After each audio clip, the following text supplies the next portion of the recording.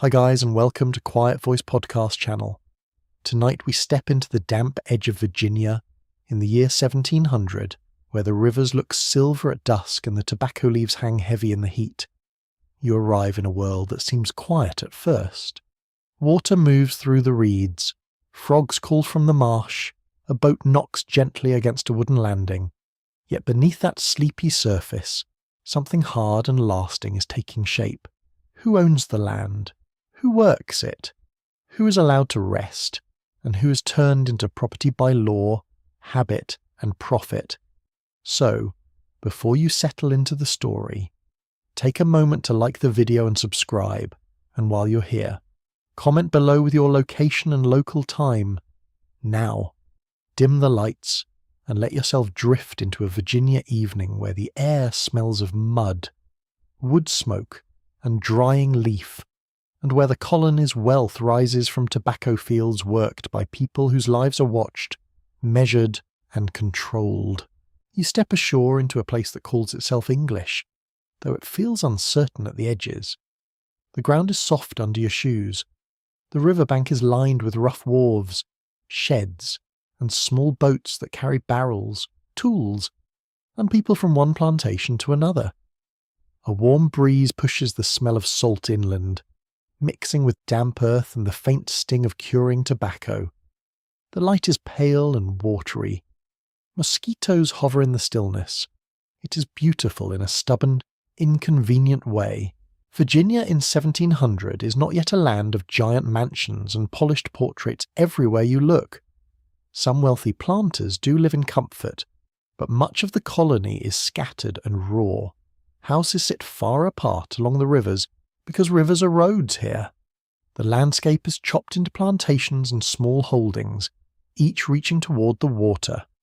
The colony's real heartbeat is not a town square. It is the tobacco field. That one crop shapes nearly everything you see. Tobacco decides where people settle, how they count wealth, what they fear, and what they demand from the bodies under their control. It is a fussy plant, a needy plant, a plant that rewards patience and punishes delay.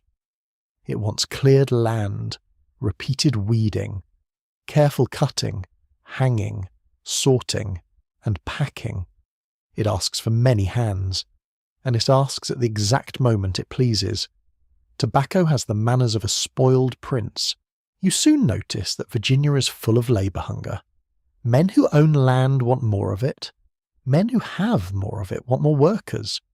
The colony has long depended on indentured servants from England and elsewhere in Europe. People bound to work for a set number of years in exchange for the passage. But that system does not solve everything. Servants run away. Some survive their term and demand land or wages. Some die before they are useful enough. And as the century turns, wealthy planters are choosing another labour force more deliberately, more permanently, and with colder logic. You feel that change in the air even when nobody says it plainly. Black labour is becoming central to plantation life in a way that reaches beyond custom and into law. People of African descent have lived in Virginia for decades by 1700, but the colony is increasingly tightening bondage around them and around their children. Hereditary slavery is hardening into the structure of daily life. A person can now be born into captivity as naturally, in the eyes of the law, as one is born into a name. It is one of those human inventions so cruel that it almost sounds absurd when stated calmly. You walk farther inland and find the plantation itself spread across the low country. There is the planter's house, sometimes framed in timber, sometimes brick if the owner is prosperous enough to display his confidence. Nearby stand kitchens, dairies, smoke houses, barns, sheds, and crude pens. A little farther off, often placed with revealing convenience, are the cabins or quarters where enslaved people sleep. Nothing here is arranged by accident. Distance itself is a language. Nearness to the main house can mean supervision, status, danger, or all three. The quarters are usually small, built of wood, clapboard, mud and sticks, or whatever materials the plantation can spare without much regret. Smoke leaks from imperfect openings, The floors may be packed earth. The air inside holds the smell of ash, sweat, damp cloth, and old straw. You can imagine winter drafts slipping through the walls and summer heat sitting thick inside like a second roof. Privacy is thin, comfort is thinner, yet even in these spaces people make rooms within rooms through habit, memory, and care. A small pot by the hearth, a carved object hidden in a corner, a cloth wrapped around precious seeds. Human beings insist on being human, even when the system around them is built to deny it. You hear many sounds at once. Chickens fuss in the yard. A child coughs. Someone lifts a bucket from a well. Axes strike wood in the middle distance. Across the fields comes the dull rustle of broad tobacco leaves rubbing together in the breeze. It is not a grand sound. It is a papery whisper, dry and repetitive, like money learning how to speak. On a plantation in Virginia, daily life for black Americans, though many were African-born and not yet American in any chosen sense, is ruled by work and by the people who claim ownership over that work. Some labour in the fields, some tend livestock, some cook, wash, spin, mend, or carry water. Some are assigned specialised skills such as coopering, carpentry, or boat work. A few move between house and field according to season and need. There is no soft category called ordinary life that exists apart from labour. Labour is the frame around everything. The workday begins early, often before sunrise, when the air is coolest and the sky barely pink over the trees. You can feel the wet grass soaking your ankles. The smell of the fields is sharp and green. Tobacco plants stand in rows, broad leaves catching dew, while weeds push up stubbornly between them. Hoeing is constant. So is bending. So is carrying. The body is used as if it were a tool that repairs itself at night. Historians generally agree on the centrality of tobacco, but they still debate how quickly Virginia's labour system transformed in every locality from mixed dependence on servants and enslaved workers into a more fully racialized slave society. On one plantation the shift may feel abrupt, on another it may seem gradual, hidden in account books, inheritance papers, and purchase records. But from where you stand, the human result is unmistakable. Black life is being trapped more tightly with each passing year. The people forced into this system are not blank figures in a ledger. Many come from West or West Central African societies with farming knowledge, language, beliefs, music, healing practices, and family traditions. Some know rice cultivation, cattle tending, metalwork, or textile skills. Some have lived in coastal trading zones. Some have survived warfare, kidnapping, forced marches, disease, and ocean crossing. By the time they arrive in Virginia, they carry memories that no planter can entirely strip away, no matter how much the colony tries. A quirky detail from the early Virginia life is that tobacco itself could function almost like money. It paid debts, settled fees, and shaped credit. Imagine that. The leaf in the field becomes the number in the ledger, and the number in the ledger decides whether a human being is bought, fed, clothed, punished, or hired out. Even the economy smells faintly vegetal. You move toward a curing barn where harvested tobacco hangs in rows. The interior is dark and sweet. The leaves dry slowly, giving off a heavy scent that sticks in your throat and on your skin. It is not unpleasant at first, then it becomes overpowering. Men move bundles with practiced care because damaged leaf means damaged profit. This is another truth of plantation life. Enslaved labourers are expected to know the crop intimately. Skill matters, judgment matters, timing matters. Owners rely on this knowledge while denying the full humanity of the people who possess it. It is exploitation with the mask of practicality. Some enslaved people in Virginia around 1700 live on large estates, but many live on smaller plantations where the number of workers is limited. That creates a different rhythm from the giant gang labour systems that later define other places. A smaller workforce can mean more varied tasks and less rigid separation of duties. It can also mean closer surveillance, fewer chances to disappear into a crowd, and heavier dependence on each person's output. Intimacy is not kindness here. It is management. You can sense the social hierarchy everywhere. At the top stands the planter, or perhaps a widow managing property, or an heir not yet old enough to shave but already old enough to inherit people. Beneath them might be overseers, though not every farm has a formal one. There are white tenants, poor neighbours, servants nearing freedom, and free people moving through the colony in precarious ways. But racial boundaries are being sharpened. The law and custom increasingly place black people at the bottom, and not simply as workers. They are being defined as inheritable property. That legal hardening changes the feeling of everyday life. A servant with a term might imagine a future. An enslaved person is denied that timeline. Marriage can exist emotionally or spiritually without legal protection. Children can be sold. Movement requires permission. Punishment can come from a master, an overseer, or the wider court system. Even a calm day carries strain because control does not need to shout every hour to remain present. Sometimes it sits quietly in the corner like a loaded musket on a table, and still, life is never only what power intends. You notice people sharing food, exchanging quiet words, tending children, and passing on techniques that make survival possible. Someone knows which herbs settle a stomach. Someone patches a garment with patient hands. Someone hums while stirring a pot, the melody soft but steady. Sound travels strangely at evening. A voice from one cabin reaches another through the dark, then fades into crickets and the low cough of cattle. Meals for enslaved workers are often plain and limited. Cornmeal appears often made into mush or bread. There may be pork when available, salted fish, peas, beans, or garden produce from small plots if the plantation allows them. Food is never just fuel. It is also memory, creativity, and bargaining with scarcity. A pot can stretch meagre rations with greens, smoked bits, and whatever the season permits.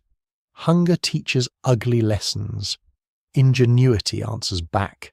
Clothing tends to be coarse and issued sparingly. Rough linen, wool in colder months, simple shoes when provided, perhaps none when not. Fabric rubs the skin, seams chafe. Wet garments cling in summer and freeze the body in winter. Yet people alter what they can. They wrap cloth differently. They mend repeatedly. They make things last past the point where the cloth itself seems offended by the request. The disease environment is harsh for everyone, though never equally so. Malaria, dysentery, fevers, and respiratory illness haunt the colony. The Chesapeake can be deadly, especially for newcomers. Some planters once preferred servants partly because they thought replacing them was easier in such conditions. But as African slavery becomes more entrenched, owners increasingly calculate long-term reproduction and inheritance as part of their labour strategy. It is chilling arithmetic. Human life enters the books as future yield. Scholars continue to discuss how much space for negotiation existed in these early plantation settings. Could some enslaved people carve out small privileges through skill, language, or proximity to the house? Yes, sometimes. Did those small allowances soften the institution itself? Not really. A privilege granted by absolute power is still held beneath threat. A larger ration does not cancel bondage. A trusted task does not erase ownership. The structure remains what it is.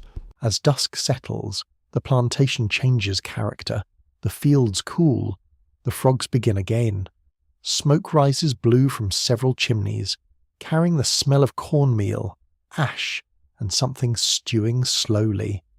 The river reflects the last light in a long broken line. For a moment the place seems peaceful enough to fool the eye. That is one of history's nastier tricks. Beauty often stands very close to cruelty and pretends not to notice. You remain there, listening, A child laughs once, then stops. Someone shuts a door. Somewhere in the dark, tobacco leaves continue drying in their barn, turning labour into profit by degrees. Virginia in 1700 is building itself through that process. Land is claimed. Laws are tightened. Racial slavery is not a side feature. It is becoming the colony's organising force, pressed into the soil along with every young tobacco plant. And for black people living under that system, life is made of contradictions that scrape against each other every day. There is exhaustion and expertise, surveillance and intimacy, hunger and invention, fear and companionship, a stolen moment by the fire, a long row to hoe at sunrise, the roughness of a cabin wall under your hand, the sticky feel of tobacco gum on your fingers, the murmur of a language remembered, the command barked in English, the whole uneasy world held together by profit, weather, law, and force. So you stand in that dimming Virginia evening and understand something essential. The early slave system is not merely a backdrop to plantation life. It is the architecture of it. It tells people where they sleep, how they labour, whom they may keep close, what may be taken from them, and what they still dare to preserve. The colony calls this order natural because that makes it easier to live with. But the wet ground under your feet, the cabins in the dark, and the drying leaf in the barn all tell the truer story. This world was made by choices, and those choices shaped every breath within it. The world narrows first to motion. You feel it in the unsteady deck beneath your feet, in the sway that never fully stops, in the salt drying on skin already rubbed raw by rope, wood and cramped sleep. The air is thick with sweat, sour water, sickness, and the hard smell of timber soaked by sea. Somewhere above, a hatch opens, and light spills down in a pale square before it closes again. That brief brightness feels almost unreal. Then it is gone, and the dark returns with the groan of the ship. For many black people who reach Virginia around 1700, life on a tobacco plantation does not begin in the colony. It begins with violent separation far away, in regions of West and West Central Africa, where people had lived within families, towns, kingdoms, trading networks, and farming communities long before English planters began congratulating themselves over leaf and land. The slave system in Virginia likes to present enslaved people as if they simply appear when needed, like tools unloaded from a cart. The truth is more brutal and more human.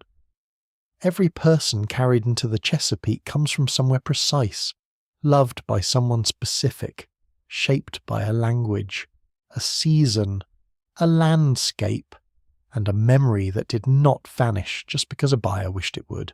You imagine the first break in ordinary life. It may come with warfare between states or rival groups, worsened by the growing demand for captives from European traders on the coast. It may come through kidnapping on a road, in a field, or near a market. It may come through judicial enslavement, debt, or local political bargains turned monstrous by Atlantic trade.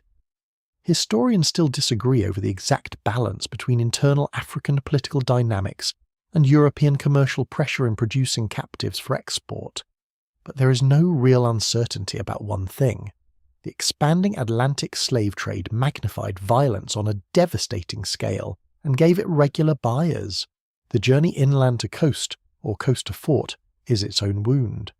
You move in chains with strangers whose speech may be familiar, half familiar, or completely unknown. Dust rises under many feet. Iron warms under the sun.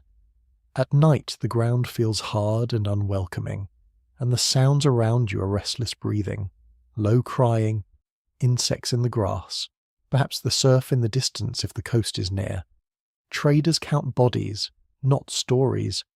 A person becomes an item in transit long before the ocean appears. Then come the forts and holding places where the Atlantic trade gathers human beings into inventory. These spaces smell of stone, waste, mildew, blood, and sea air. The waiting can last days or longer. Some people arrive from inland farming communities, some from towns with long histories of trade and craft, some have known Islam. Some follow local spiritual traditions tied to ancestors, healing and sacred power. Some speak Akan languages, some Kikongo, some Igbo-related languages, some Wolof, some many others. Virginia planters usually do not care about those distinctions. They see skin colour, labour potential, age, sex, and price. That flattening of identity is one of slavery's ugliest habits. It crushes complexity because complexity interferes with ownership. When the ship finally takes you, the Atlantic itself becomes a prison corridor. The voyage known now as the Middle Passage is not one experience, but many. Yet certain patterns repeat with dreadful consistency. Space is cramped, sanitation poor, food limited, fresh water rationed, and disease constant. Captives are often forced into positions that leave muscles cramped and joints burning. Skin presses against skin. Vomit and human waste foul the boards. The ship creaks endlessly. Waves strike the hull. The heat below deck can feel alive, like a creature breathing on your neck. Then storms come, and the vessel pitches so violently that even stillness becomes labour. A short sentence fits here. People die. Some die from disease, some from dehydration, some from despair so deep that they refuse food and must be violently forced to eat. Some leap when they can, choosing the sea over the hold. Sailors, traders, and captains often treat such deaths as financial losses before they treat them as human tragedies, which tells you nearly everything about the moral architecture of the trade. Profit is the language on the manifest. Terror is the language in the hold, and yet even in these conditions, people try to remain people. They exchange names when names are still possible. They whisper prayers. They comfort children. They share fragments of language across ethnic lines. They notice who is ill. They remember songs. In some ships, captives are brought on deck for forced movement meant to preserve sailable strength. One can only imagine the bitter absurdity of being compelled to dance for survival, while chained for profit. Atlantic commerce had a talent for turning humiliation into procedure. A strange but true detail appears in some accounts from the wider slave trade. European traders often feared that captives might resist by coordinated fasting, revolt, or even spiritual means they didn't understand. And this fear helped shape how they watched, separated, and controlled people aboard ships. Even the enslavers, armed and backed by law and market, knew they were handling not passive cargo but human beings whose wills had not disappeared. By the time a ship reaches the Chesapeake, the people aboard have already endured a chain of losses. Home is gone, family may be missing, language communities are fractured, the body is weakened, the senses are overloaded, salt cracks the lips, cloth hangs stiff with grime. The smell of land, when it comes, may be sweet with mud and plants, yet it arrives attached to dread. Shore does not mean freedom, it means a new market. You step onto a Virginia landing and hear the different sounds of the colony. Water slaps wood pilings, gulls call overhead. Men shout in English accents that vary by region and class. Barrels scrape, horses stamp, tobacco casks wait in rows. The air smells of marsh, smoke, and leaf. For newly arrived Africans, this must be both vivid and disorienting. The landscape is green but unfamiliar. The trees differ. The light falls differently. Seasons behave differently. And every practical question matters at once. What words are being said? Who commands? Who might translate? Where are the others being taken? Not all black people in Virginia in 1700 are newly arrived from Africa. By this date, the colony includes Creole populations as well, meaning people born in the Americas who may know English, colonial customs, Christian teachings, and plantation routines from childhood. But the Atlantic supply of captives remains central to the labour system, and many plantations contain a mixture of African-born and colony-born people. That mix produces both tension and exchange. A newcomer must learn the rhythms of Virginia quickly.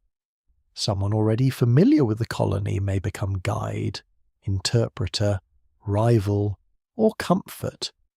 Human relationships rarely fit the tidy categories preferred by account books. Names are one of the first battlegrounds. A person may arrive with a name tied to lineage, faith, birth order, or local custom, only to be renamed by a buyer who wants convenience or control. English names, classical names, biblical names, or mocking names can be assigned with careless authority. Renaming is not a minor insult. It is an attempt to reorganize identity from the outside. Still, original names do not always vanish. They survive in memory, in private use, in mispronounced versions, in hidden continuity carried quietly from one person to another. The process of sale can be quick or drawn out. Buyers inspect teeth, limbs, age, and apparent health with the same cold eye they use for livestock, though they depend on very human abilities once the purchase is complete. Skill matters. So does gender. Men may be preferred for field labour, though women work brutally hard in fields too, and are also valued for reproduction in a hereditary slave system. Children can be sold with mothers, away from mothers, or into uncertain households where no affection protects them. There is no dignified way to describe a slave market because the thing itself is organised in dignity. Some people arrive through direct African voyages, while others come by way of the Caribbean, where they may have already endured seasoning, resale, or labour under different colonial regimes. The Chesapeake is part of a larger Atlantic web rather than an isolated stage. Ships, merchants, planters, factors, insurers, and imperial officials connect Virginia tobacco to African captivity and oceanic commerce. You can smell the colony as local mud and smoke, but the system behind it stretches across thousands of miles. That is one reason it grows so powerful. It is both intimate and enormous. Scholars continue to debate how much cultural continuity enslaved Africans could maintain once dispersed into the Chesapeake's plantation landscape, especially when compared with colonies that imported larger concentrations from particular African regions. Some emphasize fragmentation and forced adaptation. Others point to surviving practices in music, foodways, language patterns, burial customs, healing knowledge, and spirituality. The truest answer may be that continuity did not require purity. Culture could persist in fragments, recombined under pressure, altered by necessity, yet still meaningful. On a tobacco plantation, the demand is immediate. A new arrival is expected to learn work routines, local commands, and the geography of authority.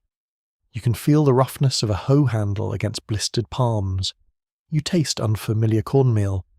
You hear English words repeated until they become commands attached to motion. Up, carry, cut, move, faster. A person who once knew exactly how to read the seasons of home must now decode another climate, another crop, another set of punishments. Virginia expects adaptation without mercy. Tobacco work itself may not be entirely foreign.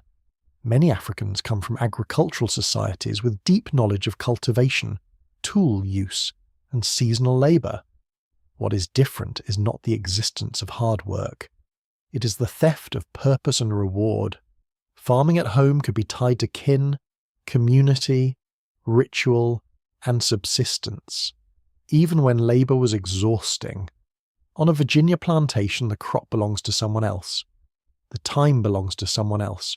The body is claimed by someone else, and even children may legally belong to that same owner. Labour without ownership of self has a different emotional weather. It chills everything. The plantation world also tries to sort people into ranks that serve management. House servants may receive different clothing or rations than field hands, though their nearness to masters can expose them to relentless scrutiny and danger. Skilled workers may move with a little more independence. Boatmen may travel between landings. Herdsmen may work at some distance from the main house. Those variations matter in daily life, but they do not dissolve the central fact of bondage. Every task is performed under the shadow of being owned. You begin to notice how adaptation happens through the senses. The smell of curing tobacco becomes familiar, then oppressive. The mud of tide water sucks at the feet differently from inland soils elsewhere. Mosquitoes rise at dusk in whining clouds. Winter damp settles into the bones more cruelly than dry cold. Pine smoke catches in the throat. Pork salt burns the tongue. Water from a local creek tastes of tannin and silt. The body learns because it must. Language learning becomes another field of survival. English is not simply acquired in a classroom calm. It arrives through orders, overheard talk, bargaining, threats, prayer, gossip, and the need to protect oneself. On some plantations, several African languages may be present, along with bits of Dutch, Portuguese, or Creolized speech from Atlantic contact zones. Communication is improvised, layered, inventive. A master may hear confusion. In reality, people are building new linguistic bridges under pressure. Human beings are inconveniently resourceful. Religious life also shifts in complicated ways. Some enslaved Africans bring Islamic practice, others bring cosmologies rooted in spirits, ancestors, divination, and sacred landscapes. In Virginia, they may encounter Anglican Christianity, often offered with more concern for obedience than for equality. Some planters show little interest in conversion. Others encourage selected forms of worship, yet belief is never wholly managed from above. Prayers can be translated, symbols can be blended, biblical stories can be heard through the ears of the oppressed and turned into sources of endurance. A religion preached by masters does not always remain theirs. There is another grim transformation at work. In crossing the Atlantic and entering Virginia, people from many African societies are pushed into the single category of blackness, as defined by colonial law and custom. That category is imposed, racialized, and used to justify hereditary enslavement. It is not how every captive would have first understood identity. Ethnicity, kin group, religion, and region may once have mattered more directly. But the colony compresses difference for the convenience of domination. Race becomes a cage built from simplification. Even so, the people forced into that cage do not become identical. A woman from Senegambia, a man from Congo, a child born in the Chesapeake, and a teenager resold from Barbados may all stand in the same field, under the same owner, while carrying different memories, skills, and expectations. Life on a Virginia tobacco plantation grows out of that convergence. The system wants uniform labour. What it gets is a population constantly remaking social worlds from broken pieces. Night on the plantation brings no full release, but it allows other kinds of speech. Fires burn low. The smell of ash settles close to the cabins. Someone whispers in a language the master does not know. Someone repeats a new English word until it sticks. Someone names the stars differently from the people who own the land. In such moments, you can feel identity being remade. Not freely, never freely, yet not entirely under the control of enslavers either. That is the difficult truth carried into Virginia from the Atlantic crossing. The slave system tries to reduce people to labour units entering a tobacco economy. But each arrival brings more than a body for work. Each arrival brings memory, grief, technique, belief, rhythm, and stubborn inner life. The plantation can exploit, punish, rename, and confine. It can wound almost beyond measure. Still, it cannot fully empty a person of origin. Under the damp skies of the Chesapeake, the violence of capture and voyage remains present in every gesture of adaptation, every unfamiliar word learned, every meal swallowed, every child comforted, and every quiet effort to remain someone rather than something. By the time the sky begins to brighten, the plantation is already awake in small, practical ways. A rooster sounds somewhere near the yard. A door lifts on rough hinges. Damp air presses against your face as you step outside, carrying the smells of wet earth. Ashes revived from last night's fire, animal dung, river mud, and green tobacco leaves still holding the night's moisture. Nothing on the plantation is arranged for beauty alone. Every path, building, fence, shed, and field sits where labour can be extracted with the least inconvenience to the owner. You begin to understand the place not as a home, though people live here, but as a machine scattered across the ground. The first thing that strikes you is how spread out everything feels. Virginia plantations in 1700 often stretch along waterways rather than clustering tightly around a village centre. The river serves as road, marketplace, messenger, and exit point for tobacco headed outward into the Atlantic world. That means the plantation opens toward water with a kind of commercial hunger. Landings, wharves, storehouses, and paths leading down to the river matter almost as much as the fields themselves.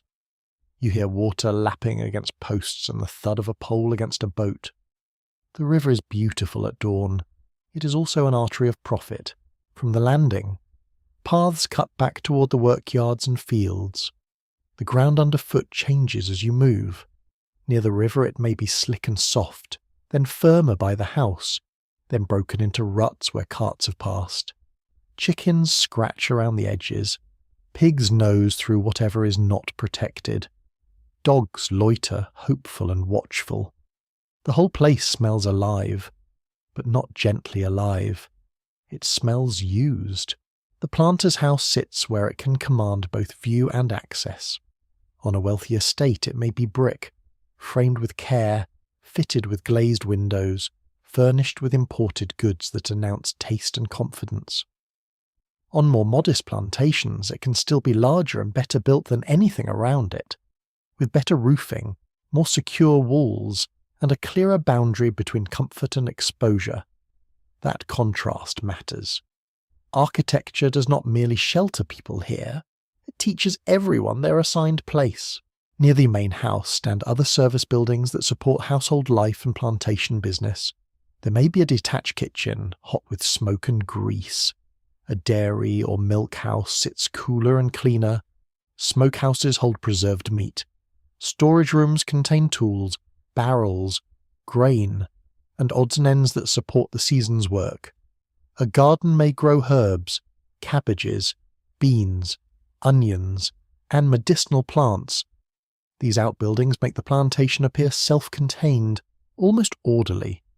That appearance depends on invisible labour becoming visible only when something fails. Walk farther out, and the illusion of order becomes rougher. The cabins, or quarters for enslaved people, stand apart from the planter's domestic centre, usually close enough for surveillance, yet distant enough to keep hardship out of the owner's immediate sight. They are often built quickly from timber, clay, reeds, or boards, depending on local means. Roofs may be of wood shingles or thatch. Gaps in walls let in insects, heat, smoke, and winter cold. Some structures hold several people, even families, in cramped conditions where every object must justify its space. The floors may be packed dirt, a few stools, a rough bedstead, pallets of straw, blankets if available, a pot, a gourd, perhaps a chest or shelf if someone has managed to keep one. That is enough to mark the limits of possession under slavery. You own so little that even a spoon can feel personal, inside a cabin. Touch becomes part of memory. The wall may be rough with splinters. The air is warm and smoky near the hearth, cool and draughty by the door. Clothing hung to dry smells of ash and dampness. Straw pricks through thin bedding. Children curl beside adults for warmth, not because comfort has been carefully designed, but because bodies are more reliable than architecture. The placement of these cabins also reveals something about how plantation life works. Enslaved people are expected to be available. They must be close enough to be summoned for field work, domestic labour, tending animals, hauling water, carrying wood, cleaning yards, or responding to emergencies. The plantation never truly sleeps because its demands can rise at any hour. A storm damages a shed, an animal breaks loose, a child falls ill in the main house. Tobacco must be moved before weather ruins it. The enslaved population is expected to absorb interruption as naturally as rain. Now you turn toward the fields, and the plantation's real scale becomes clearer. Tobacco fields require land that has been cleared, fenced, planted, hoed, topped, cut, cured, and rested, though owners do not always rest soil as much as they should. Tobacco's notoriously hungry. It takes nutrients greedily and leaves the ground tired. This forces planters to keep seeking fresh acreage or accept diminishing returns, which they rarely do willingly. So forests fall, stumps are burned, new ground is hacked open by men and women whose own lives are given less consideration than the crop's condition. The smell of recently cleared land can linger for months. Green wood, sap, smoke, and raw earth mixed together.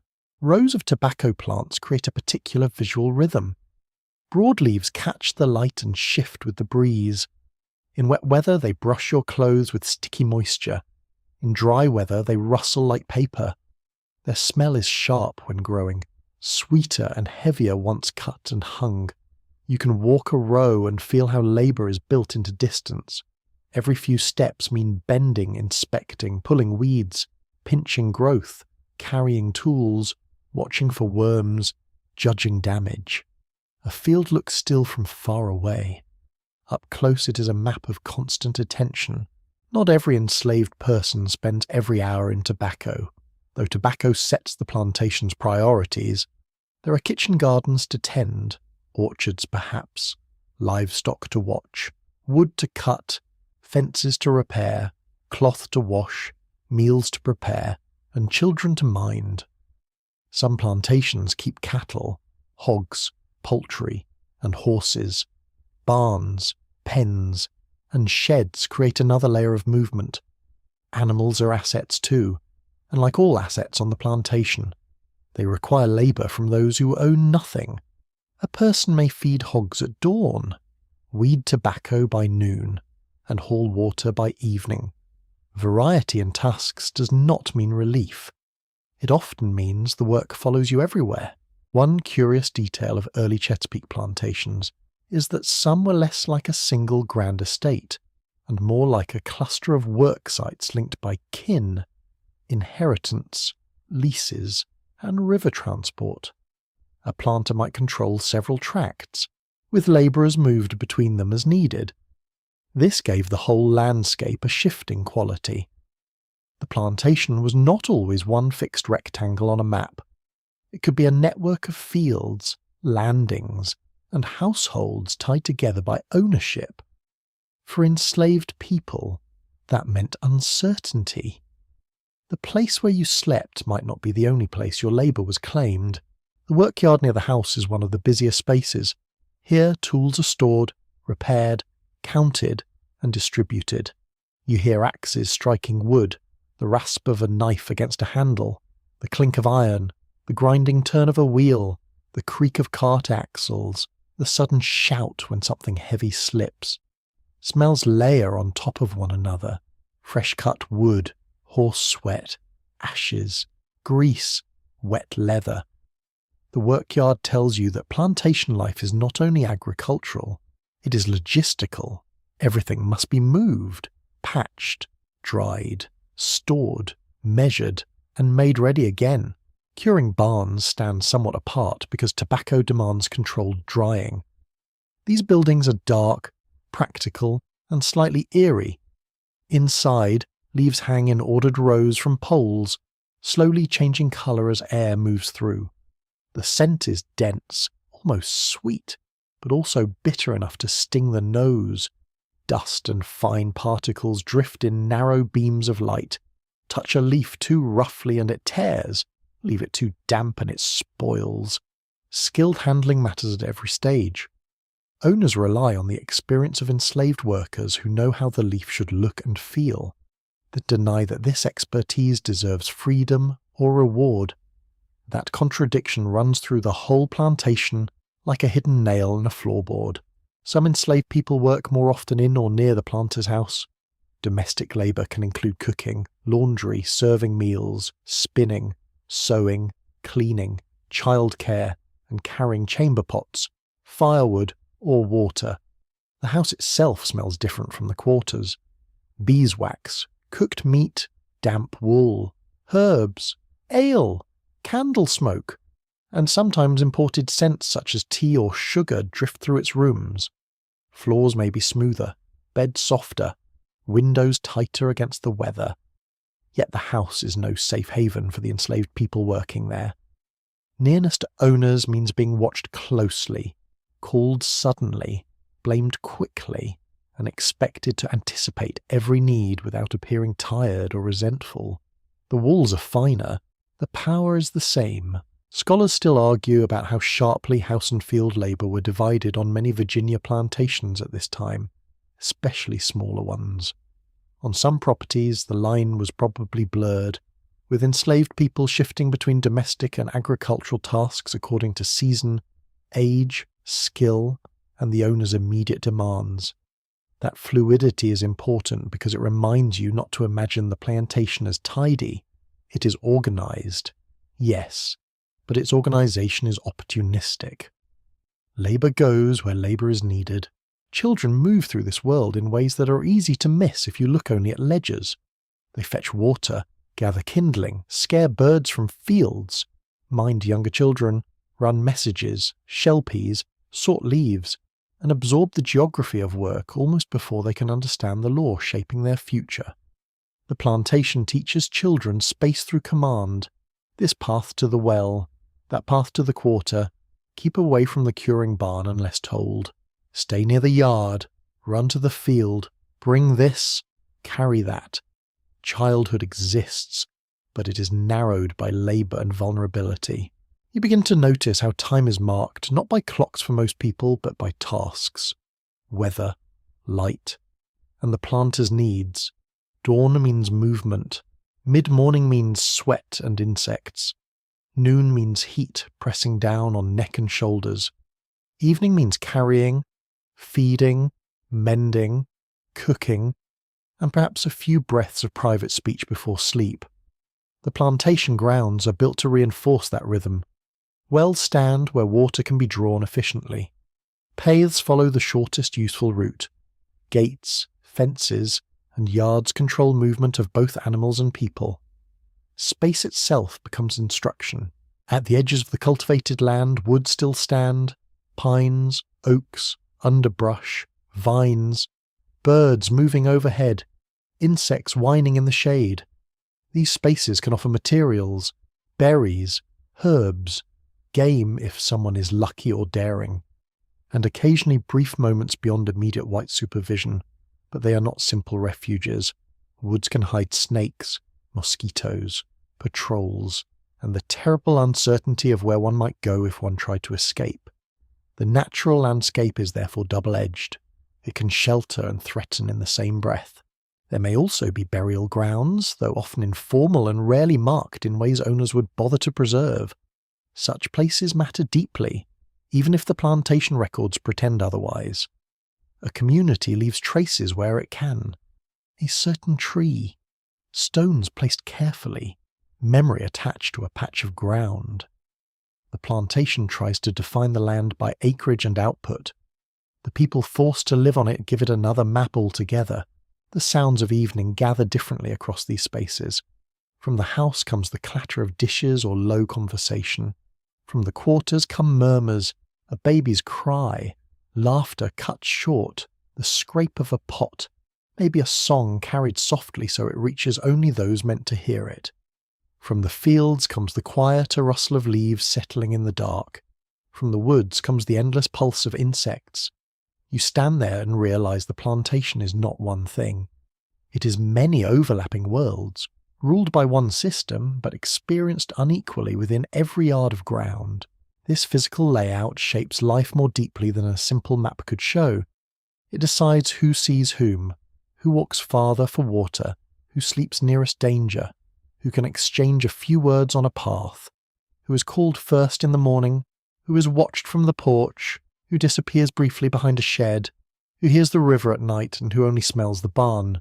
The arrangement of land becomes the arrangement of power, and so the plantation under your feet is not merely scenery for history, it is history made solid. The river landing opens the colony to trade. The fields convert soil into tobacco. The barns preserve value. The house displays authority. The quarters compress survival into tight spaces. The paths bind all of it together with footsteps repeated day after day. For black Americans living under the early slave system in Virginia, these grounds are not neutral. They are the daily shape of bondage, drawn in timber, mud, smoke, distance, and leaf. Every building has a purpose. Every purpose leads back to labour. Every path, however ordinary it looks in morning light, carries the imprint of a life controlled. Morning doesn't ask whether you're ready. It arrives grey and damp over the Virginia lowlands, and the plantation begins to stir before the sun fully clears the trees. The air feels cool for a brief moment, almost kind, with mist rising from ditches and the smell of wet grass clinging close to the ground. Then the day starts pulling at every limb. A rooster calls. A bucket knocks against a well curb. Somewhere a child whimpers from interrupted sleep. Somewhere else. A door opens and closes with the blunt sound of wood against wood. The work is waiting already, and tobacco is not known for patience. A day in the tobacco cycle is measured by tasks, not hours. You begin with the field itself, because the field is where most strength disappears. Tobacco demands attention at nearly every stage. The plant must be set carefully, weeded constantly, guarded from pests, topped at the right time, suckered when side shoots appear, then cut, carried, hung, cured, stripped, sorted, and packed. Each stage has its own feel, its own tools, its own bodily ache. Enslaved workers do not merely supply muscle, they supply judgment, timing, and memory. The crop is sensitive, and that means owners depend deeply on the people they refuse to respect. At first light, the ground is cool enough to walk without the heat climbing through your shoes. Dew beads on the tobacco leaves and soaks your hands when you brush past them.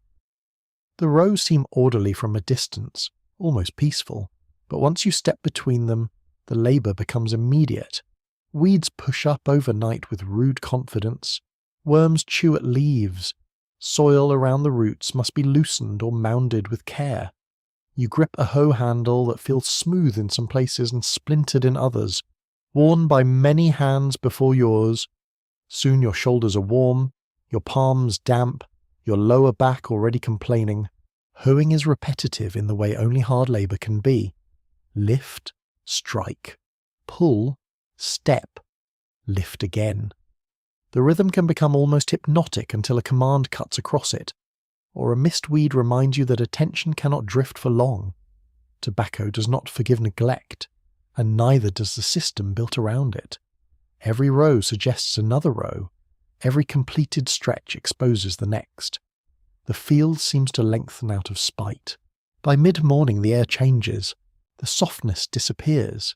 Heat begins to settle over the plants and rise from the earth at the same time, trapping you in a kind of warm pressure from above and below. Insects wake more fully. Mosquitoes whine at the edge of hearing. Gnats gather near eyes and mouth. Sweat runs along the spine and under rough clothing, bringing grit with it. Tobacco leaves feel different now, warmer and stickier, and when they slap against your arms, they leave moisture mixed with green gum. The plant has a particular smell when bruised, sharp, bitter, almost peppery. After hours among the rows, it clings to skin and cloth so thoroughly that the whole day seems scented with leaf. A small but curious truth about tobacco labour is that the plant can make workers physically ill in ways people did not fully understand then. Constant contact with wet leaves can bring nausea, dizziness, headache, and weakness from nicotine absorbed through the skin. Nobody on the plantation needs a modern term to know that too much green tobacco can leave a person sick and unsteady. You can imagine a worker pausing for one breath too long, swallowing against nausea, then returning to the row because the row does not vanish simply because the body protests. Season changes the tasks, but not the demand. In planting time, seedlings are moved from seedbeds into prepared hills. This means bending again and again, setting each young plant into the soil with care, then firming the earth around it. Fingers are muddy, knees strain. The pace must be quick enough to cover ground, yet precise enough to keep plants alive. A careless hand can ruin value before summer even begins. During cultivation, weeding becomes relentless because tobacco hates competition. The same can be said of planters, come to think of it. Topping is another specialized moment. When the flower head appears, it is pinched off so the plant will direct its strength into leaves instead of seed. Later, suckers that sprout from the stalk must also be removed. This work requires a practiced eye. Too early and you reduce the plant's promise. Too late and the leaf quality suffers. Owners may swagger about their crop, but much of the crop's quality depends on enslaved people reading the plant correctly day after day. Skill hides in plain sight on a plantation because acknowledging it too openly would force an awkward question. If these workers are so unthinking, why does the entire harvest rely on their judgment? The hardest part may be cutting time. By then the plants are tall and broad, and the field has a heavier smell, mature and almost sweet under the sun. The leaves are thick, substantial, and easily damaged if handled badly. Workers move down the rows with knives, hatchets, or tobacco spears, depending on local practice. Cutting stalks near the ground and laying them carefully. Sap coats fingers, arms burn from lifting. The weight of the cut plant surprises you at first, then punishes you repeatedly. Bundles are gathered, hoisted, and carried to carts or directly to curing structures. The stalk presses against your shoulder. The leaves brush your face. Heat builds under the load. Dust rises from the path. There is no elegant way to carry tobacco through a Virginia afternoon. The harvesting season often pulls everyone into closer, more urgent labour. Men, women, and older children may all be drawn into cutting, carrying, hanging, and sorting. A smaller plantation cannot afford spare hands standing idle. Even a large one wants speed before weather changes. Rain at the wrong time can spoil leaf. Too much damp ruins curing. Too much dryness makes leaves brittle. The whole plantation lives under the authority of the sky, and enslaved workers are expected to make up for whatever the weather threatens. Inside the curing barn, the labour changes shape but not intensity. The barn is dim, warm, and thick with smell. You feel the difference immediately when you step in from the bright field. It is less blinding, more enclosed, and somehow harder on the lungs. Stalks or leaves are hung on poles with care so air can circulate. Too crowded and mould may spread. Too loose and space is wasted. Dust floats in shafts of light. Feet stir fragments from the floor. The scent of curing tobacco is dense and sticky, sweet at first and then almost oppressive, like breathing inside a wooden chest lined with bitter syrup. Later comes stripping and sorting. Dried leaves are taken down and handled according to texture, colour, and quality. Workers separate usable leaf from damaged leaf and bundle it for market. Fingers learn the difference between pliable and over-dry tobacco by touch alone. The crackle of leaf becomes a constant sound, delicate but relentless. Here again, the crop demands expertise. A person who has spent years around tobacco can tell much from a glance, and more from a hand closing lightly on a leaf. Plantation owners may boast to buyers about the excellence of their product, though the excellence often sits first in the fingertips of people they legally own. Packing tobacco into casks is another labour of force. Leaves are pressed tightly into large barrels called hogsheads, often with stamping and careful arrangement to maximise the load. The work can be rough and exhausting. Dust fills the air, barrels scrape, wood groans, sweat darkens clothing. A packed cask is not just a container. It is the final shape of months of labour, compacted into something that can roll down to the river and disappear into trade. Imagine watching that barrel move away while knowing none of the profit belongs to the hands that filled it. Historians still debate the exact pace and organisation of daily labour on Virginia plantations in 1700, especially because the gang systems associated with later plantation regions were not always identical in the early Chesapeake. On many Virginia farms, enslaved people likely performed a wide range of tasks rather than one narrowly defined role from dawn to dusk. But this uncertainty changes little about the broader truth.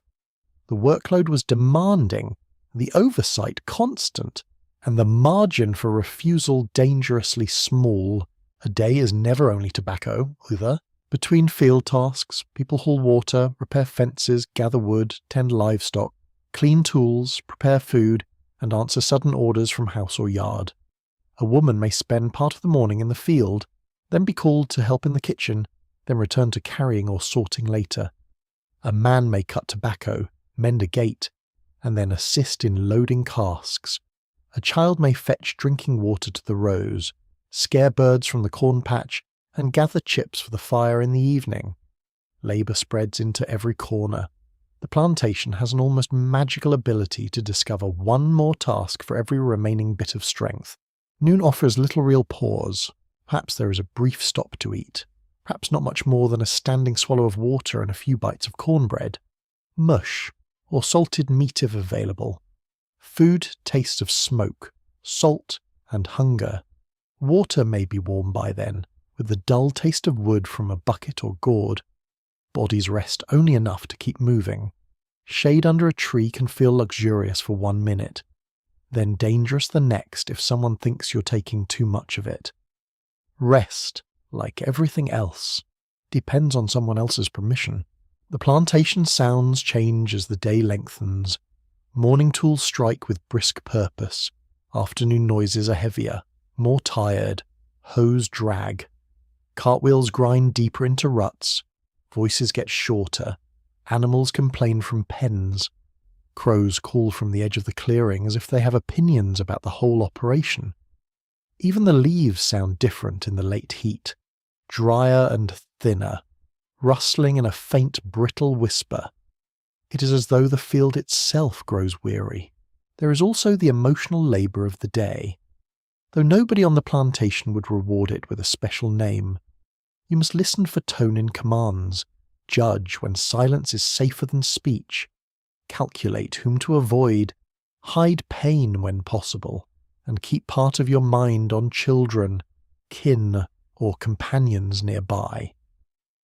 A person may be working one row while worrying about another person in another field, another cabin, another part of the plantation entirely.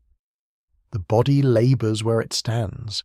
The mind travels anxiously. Some planters like to imagine that enslaved workers were lazy by nature and needed constant driving. This was a comforting myth for people who profited from coercion. The reality was almost the opposite. Tobacco labour required discipline, knowledge, endurance, and adaptability. Workers had to understand weather, soil, pests, curing conditions, tool use, and household demands on top of the crop itself. Laziness was rarely the problem. Exhaustion was. One fringe detail from the tobacco world adds a strange note to the day. Because tobacco was so valuable and so easily judged by quality, arguments could erupt over leaves damaged by weather, improper curing, or poor packing, and owners sometimes blamed enslaved workers for losses that were partly caused by bad planning, tired soil, or plain bad luck. The plant could become a ready-made excuse. If the crop failed, someone lower in the hierarchy was expected to absorb the anger. Tobacco, in other words, was not merely a crop, it was also a convenient alibi. By late afternoon the light turns warmer, but the work does not become gentler. Muscles have stiffened from repetition. Blisters rise under calloused skin. Dirt cakes into the lines of the hand. Neck and shoulders pulse with dull pain. Feet feel swollen inside worn shoes, or raw against the ground if shoes are absent. Yet there may still be wood to carry, animals to feed, water to draw, a tool to return, a path to sweep, or a final trip to the barn. Daylight is used aggressively on a plantation. Owners are not inclined to waste it on the comfort of others. When evening finally thickens, the body does not step out of labour so much as change its form again. Supper must be made. Clothing needs mending. Small children need washing or calming. A sore back seeks relief on a stool, a pallet, the ground, wherever there is room. Hands continue moving almost from habit, shelling peas, stirring a pot, patching cloth, plaiting something useful from scraps. The smell of supper smoke drifts low across the quarters. Crickets start up. The sky darkens over the fields where the plants still stand in orderly rows, waiting for the next day to claim more strength. What stays with you most is the way the entire day is calibrated to convert human energy into tobacco. From the first wet step into the field to the last tired movement by the fire, every effort feeds a larger system of sale and shipment. The row, the barn, the cask, the river landing, all are linked by bodies that the law treats as property, but whose labour reveals intelligence at every turn. And so a day measured in tobacco is never just agricultural routine. It is a discipline of the body. It is a theft of time. It is knowledge used under compulsion. It is the smell of crushed green leaf on your wrists, the taste of warm water in your mouth, the sting of sweat in your eyes, the scrape of wood on your shoulder, the ache that settles into the bones long after sunset. On a Virginia plantation in 1700, the crop fills the daylight and follows people into the dark.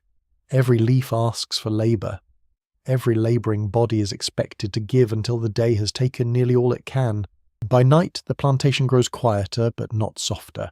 The air cools slowly over the Virginia ground, and smoke from many small fires settles low, carrying the smells of cornmeal, damp wood, pork fat, and ash. You hear spoons against pots, a baby fussing, the scrape of a stool on packed earth, the murmur of voices kept modest after a hard day. This is the hour when the body notices itself most clearly. Hands sting, shoulders throb, clothes cling with dried sweat and dust. Hunger sharpens the senses. Fatigue makes every simple thing feel strangely vivid. What people eat, wear, and sleep on shapes life just as surely as laws do. On a tobacco plantation in 1700, food for enslaved black people is usually limited, plain, and closely tied to what owners think is sufficient rather than what bodies truly need. The basic ration often centres on corn. Cornmeal can be boiled into mush, baked into coarse bread, or worked into simple cakes if there is time and fuel enough. It fills the stomach, at least briefly. It is not luxurious. It is survival made grainy and repetitive. Salted pork appears often when it is available, though not always in generous quantity. Sometimes it's a slab of fat and tough meat so salty that it must be boiled hard to become chewable. Sometimes fish joins the diet, especially in places with easier river access or trade. Peas, beans, turnips, greens, pumpkins, and cabbages may appear depending on season, local gardens, and what can be grown in small patches. A pot might hold a little of everything and still not seem like much. Hunger has a clever way of making thin stew smell promising. The taste of plantation food is practical rather than varied. Smoke from the fire clings to nearly everything cooked. Salt becomes the dominant note whenever preserved meat is involved. Corn brings a dry, heavy comfort when fresh enough, though badly stored meal can taste stale or sour. Greens can brighten the mouth for a moment. Beans soften the meal into something more sustaining. A bit of grease becomes precious, because fat means strength and flavour at once. You begin to understand how a spoonful of drippings could seem almost festive. Some plantations allow enslaved people small garden plots, and these can matter enormously. In those narrow spaces, people grow what they can for their own use, adding variety and control to diets otherwise set by owners. Herbs, peas, squash, greens, onions, and other crops might appear there, depending on soil and season.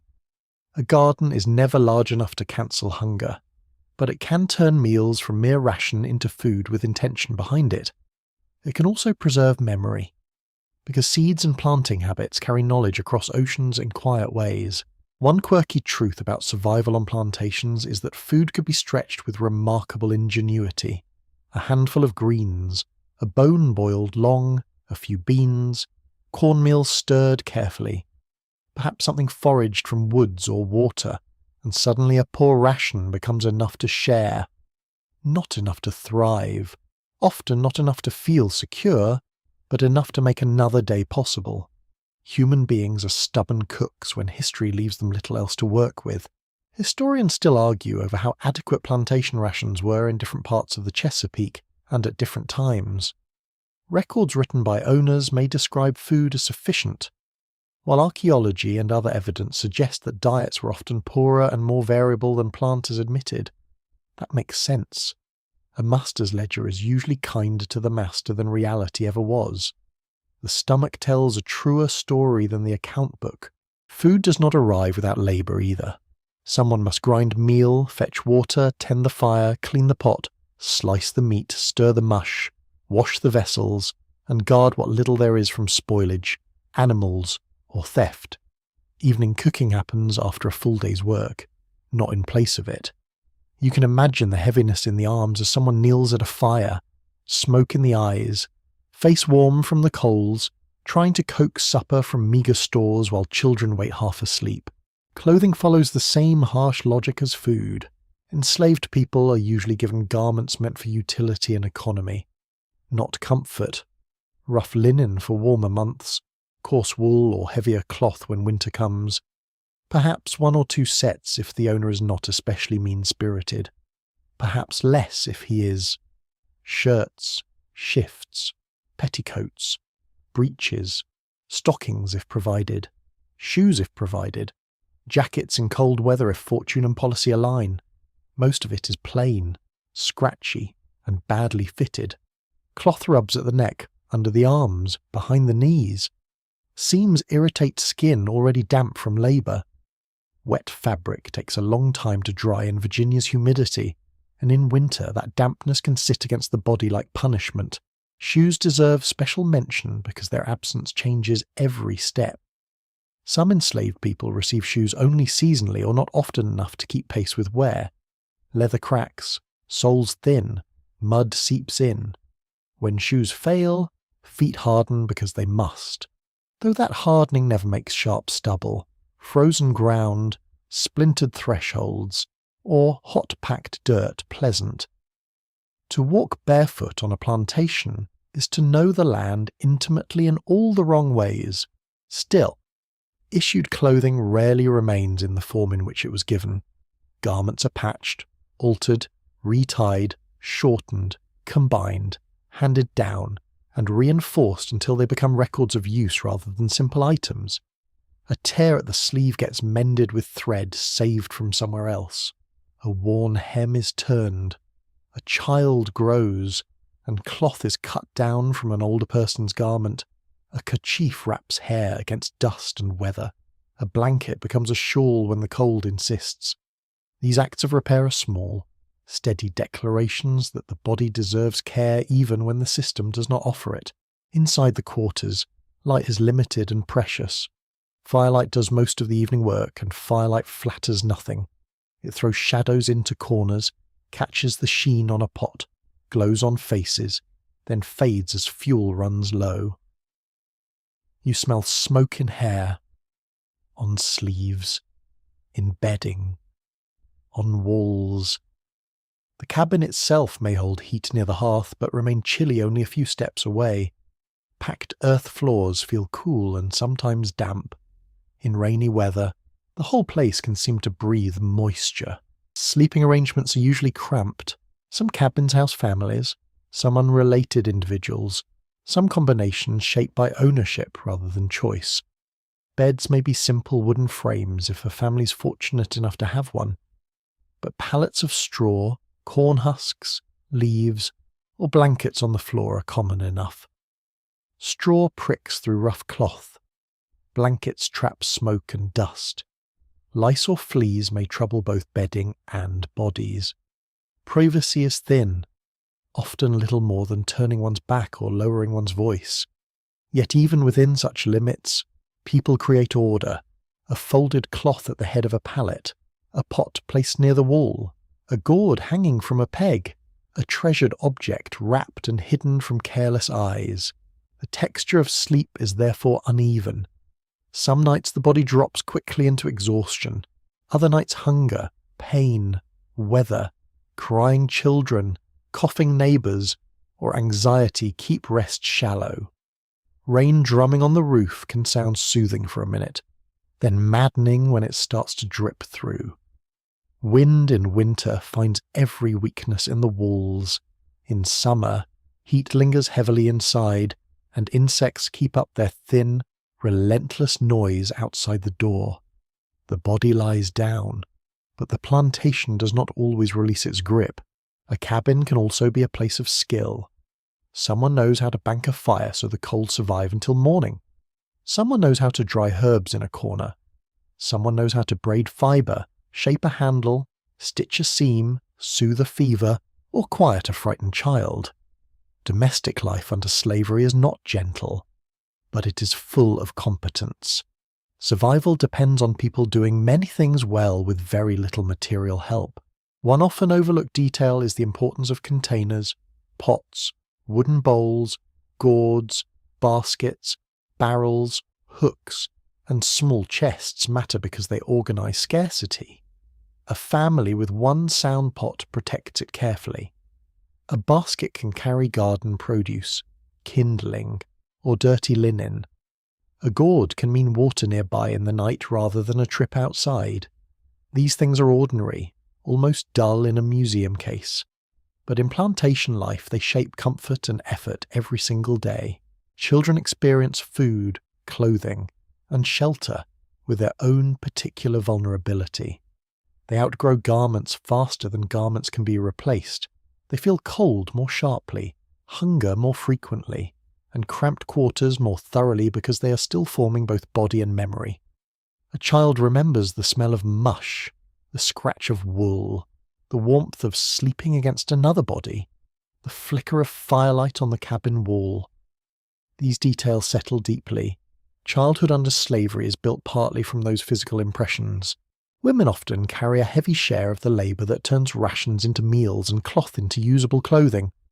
After field work or domestic work for the owner, they may still be responsible for preparing supper, washing garments, mending tears, tending children, and managing whatever small stores a household possesses.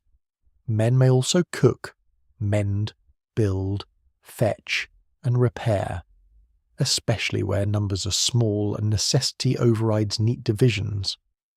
Plantation life does not always respect the tidy gender assumptions that wealthier households prefer in theory. Hardship makes everyone practical. There is also the matter of smell, which history books often neglect. Clothing smells of sweat, smoke, tobacco, mud, and weather. Cabins smell of ash, bedding, food, damp wood, and human closeness. A pot of greens can freshen the room, so can herbs hung to dry, so can clean straw for a while. But poverty imposed by slavery has an atmosphere of its own, not because the people themselves are careless, but because materials are scarce. Labour is exhausting, and the built environment is mean. Cleanliness requires time, fuel, water, soap, cloth, and room to dry things properly. Plantations do not hand out these luxuries freely. A fringe detail that feels almost absurd now is that some planters prided themselves on issuing clothing and rations in a way they considered orderly or even benevolent, as though regular distribution of coarse cloth and cornmeal proved moral seriousness. It is an extraordinary trick of conscience. First create the deprivation, then congratulate yourself for managing it. Human beings have invented many forms of vanity, but planter vanity had a special talent for dressing control in the costume of care. When winter comes, all these material limits become sharper. Wool scratches. But it also matters. A thin blanket becomes the difference between shivering all night and sleeping a little. Hot food feels more urgent. Leaky walls become cruel. Firewood becomes essential. In summer, the problems shift. Lighter clothing still clings with sweat. Food spoils faster. Water matters more. Heat turns cabins close and airless. The body is always negotiating the season with fewer tools than it needs. And yet the quarters are not only places of deprivation, they're also places where people talk, teach, joke, pray, sing softly, remember recipes, invent repairs, and hold one another through difficult nights. A meal shared can carry affection in spite of hunger. A patched shirt can express care as clearly as a poem. A child tucked under a worn blanket can still feel protected. Material hardship does not erase tenderness. Sometimes it makes tenderness more visible because it must work harder to exist. You sit for a moment in the smoky half-light and notice how every object has a biography of strain. The pot is blackened from use. The spoon is worn thin at the edge. The blanket is darned in several places. The shirt has changed owners at least once.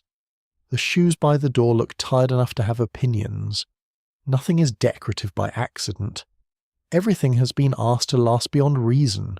So when you ask what life was actually like for black Americans on Virginia tobacco plantations in 1700, food, clothing, and shelter are part of the answer in the plainest possible terms. Life tastes of cornmeal, salt, smoke, and whatever can be coaxed from a garden or a pot. It feels like rough linen on sore skin, a mended seam under the fingers, bare feet on cold ground, a blanket stretched thin against weather. It sounds like spoons scraping bowls, cloth being stitched by firelight, rain on a poor roof, breathing close in a crowded room, and in all those details, you find not comfort exactly, but endurance given shape through daily ingenuity, careful hands, and the stubborn refusal to let scarcity have the final word. Some forms of power arrive loudly. A shout across the yard, the crack of a whip kept visible even when not used. Boots on a threshold at the wrong hour, a command that interrupts sleep, eating, nursing, mourning, or the few inches of privacy a person has managed to claim. On a Virginia tobacco plantation in 1700, control is never only a matter of ownership written on paper. It must be repeated in sound, gesture, distance, punishment, and law until everyone understands what the system expects. Fear is cultivated here almost as carefully as tobacco. You feel it first in the watching. The plantation is a landscape arranged for supervision. The main house overlooks yards and paths. Work areas are open enough for inspection. Cabins are near enough to summon their occupants quickly. Even small plantations without a formal overseer can be intensely watchful, because the owner, his family, hired white labourers, or trusted intermediaries keep eyes on the movements of enslaved people. To be watched day after day changes the body. You begin to measure your own pace against someone else's suspicion. You learn how long to pause, how low to keep your gaze, how quickly to answer, how carefully to hide anger before it reaches your face. Power also travels through ordinary objects. A key at a belt, a ledger on a table, a gun over the hearth, a locked chest, a horse saddled in haste, the staff carried by a man who wants his authority noticed before his words are even heard.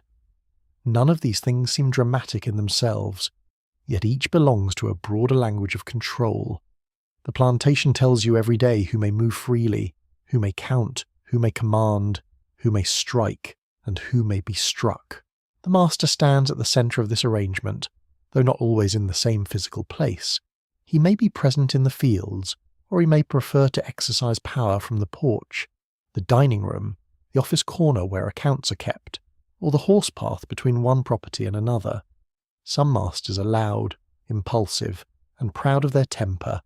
Others are cool, formal, and perhaps even more dangerous because they treat punishment as routine management. A soft-spoken tyrant is still a tyrant.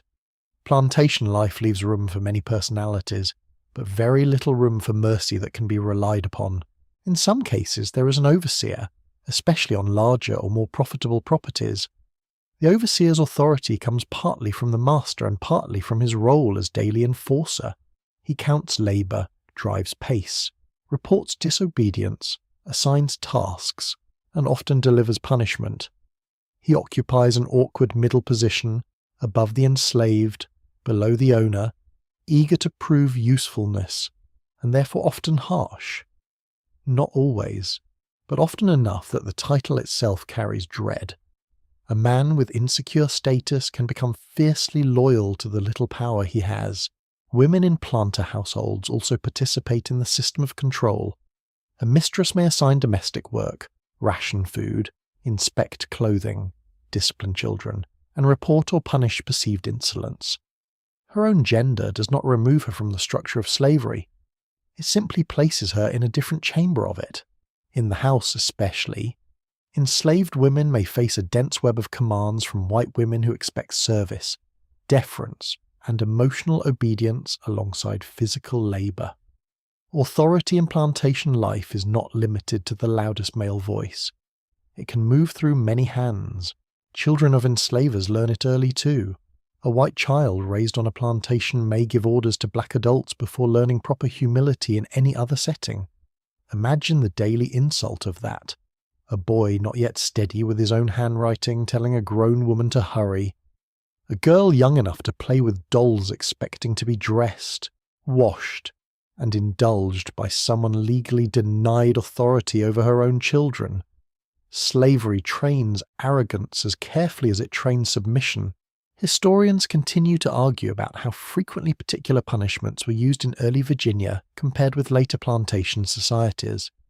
Because records are uneven, and owners often minimize their own brutality. But there is little disagreement about the overall structure. Violence, or the credible threat of violence, is fundamental to slavery. Without it, the whole arrangement would wobble immediately, because most people do not consent to being owned simply because someone claims a legal right. Punishment takes many forms. Physical beating is the most obvious. Whipping can be imposed for alleged laziness, disobedience, absence, theft, speaking back, damaged tools, spoiled crops, or any offence broad enough to include inconvenience to the owner. The pain is immediate, but so is the performance. Punishment is often meant to be witnessed or at least known about. The body of the punished person becomes a warning to others. That is part of the cruelty. Suffering is converted into management, yet not all punishment leaves the same kind of mark. There is extra labour assigned when the body is already exhausted.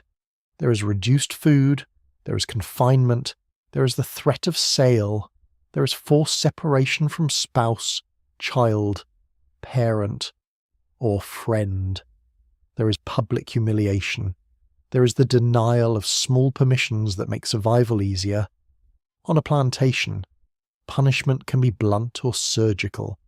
Sometimes the quieter forms are terrifying precisely because they can be applied with such cold ease. Sale hangs over life like weather. For an enslaved person, the possibility of being sold is not merely financial theory. It is a personal danger that can appear after conflict. Debt, inheritance disputes, crop failure, or the whim of an owner who decides human bonds are worth less than ready cash. The threat need not be carried out often to be effective. People know what it means. A husband can vanish downriver. A child can be sent elsewhere. A skilled worker can be transferred because another property needs labour. Power does not always need the whip when it can hold the market over your head like a blade. The law strengthens all of this. Virginia by 1700 has already developed statutes that tie blackness to hereditary slavery, restrict movement, and reduce the legal standing of enslaved people to a level designed for ownership, not justice. Courts tend to protect property rights, and enslaved people are treated as property even when they're also expected to answer for alleged crimes. That contradiction is revealing. The law can call you a thing when the owner wants profit, and a responsible person when the colony wants punishment. Flexible logic is one of oppression's favourite luxuries. You hear the law in ordinary speech, papers discussed at a table, a magistrate's name spoken with caution. The phrase permission to pass, the mention of patrols, warrants, fines, or testimony.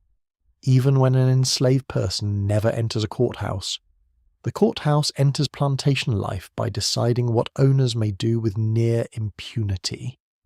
Law here is not a distant noble idea. It is a set of tools sharpened for one group's convenience. One odd and revealing detail from colonial life is that fear of poisoning, arson, conspiracy, and other hidden forms of resistance often haunted white imaginations well beyond the scale of proven incidents. Planters worried about what might happen in kitchens, barns, or quarters when enslaved people gathered out of sight. Much of this fear was exaggerated or projected, but it mattered because it led to more surveillance and harsher discipline. The masters knew they were unpopular. An extraordinary insight. Really, the emotional atmosphere of power is exhausting in its own way. You must read moods as carefully as crop conditions. Is the master drunk, worried about debt, pleased with the weather, angry over a broken cask, suspicious because two people were seen talking too long near the well? The answer shapes how dangerous the day may become. A person living under slavery becomes an unwilling expert in other people's temper. Survival depends partly on forecasting storms inside human beings. Gender shapes punishment too. Enslaved men may be targeted as threats to physical order, especially if they appear strong, proud, or unwilling to bend quickly enough. Enslaved women can face beating as well, but also harassment, coercion, and forms of domination that invade both labour and bodily autonomy. Domestic spaces do not protect women from danger. In some cases they place women closer to it, hidden behind walls that outsiders would mistake for gentility. A polished room can contain terrible things. Children are disciplined within this world from very young ages.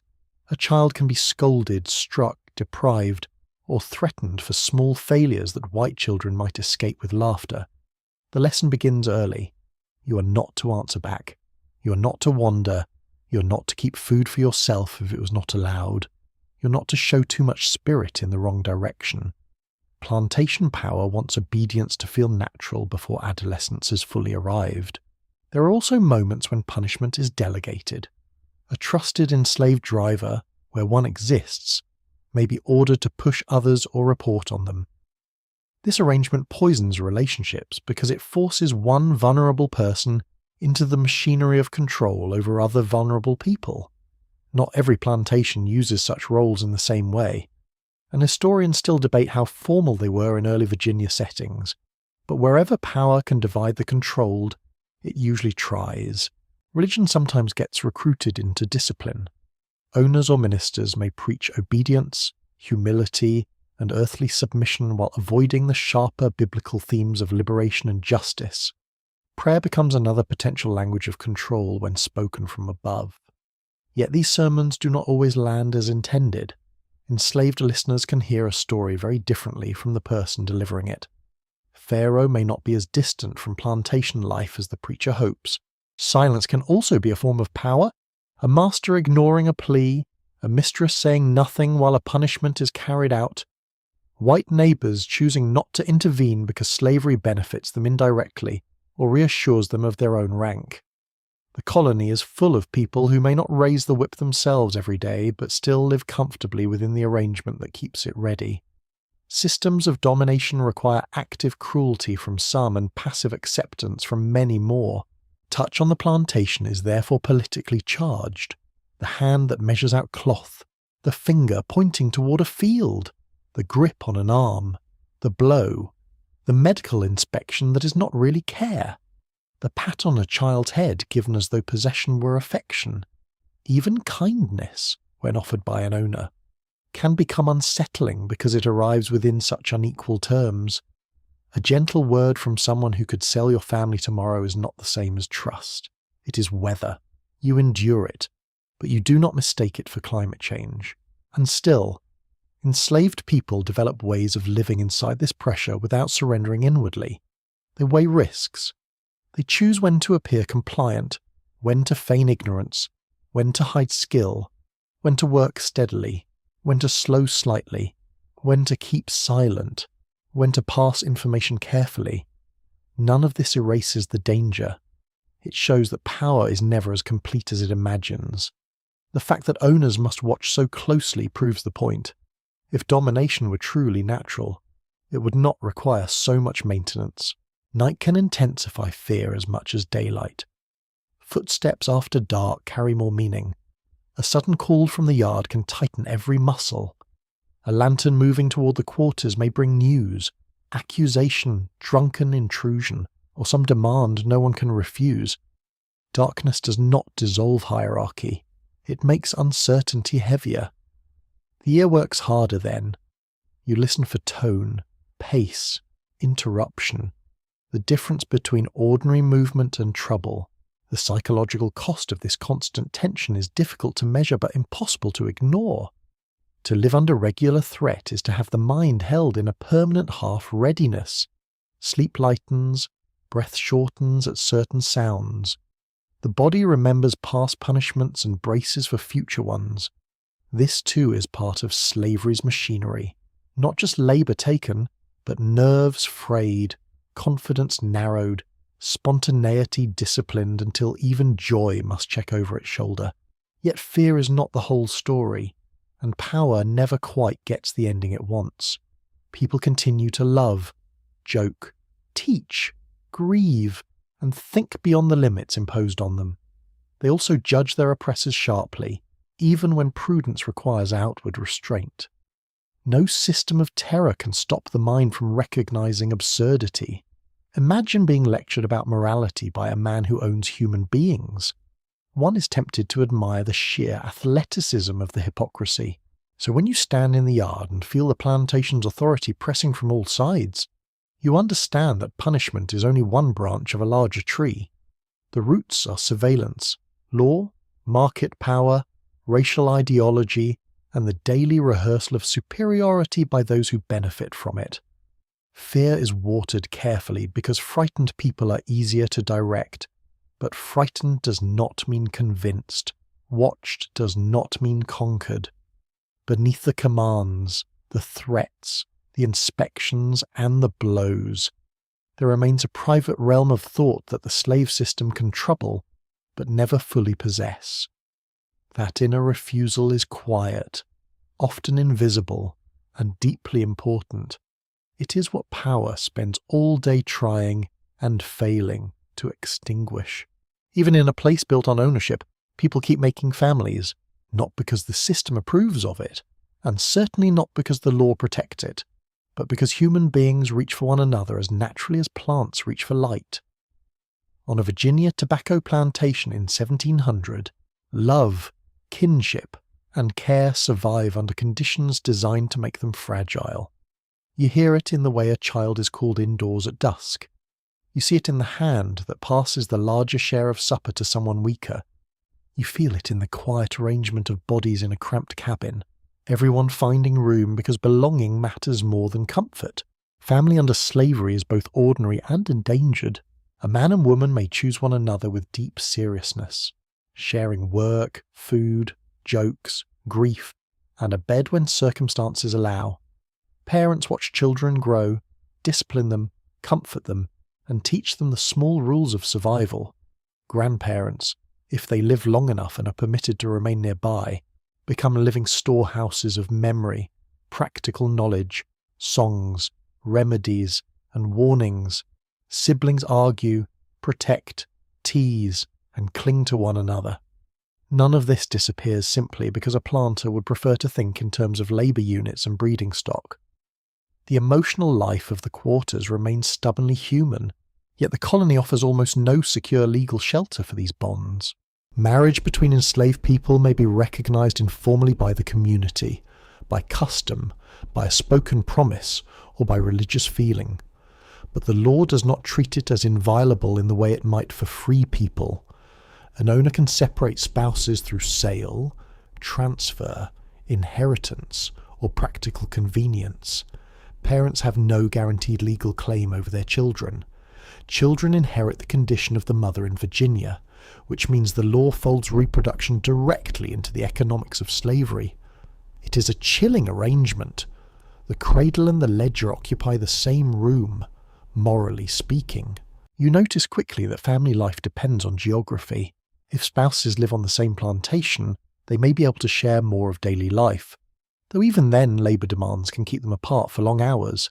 If they belong to neighbouring properties, visits become uncertain and conditional, depending on distance, permission, weather, and the owner's mood.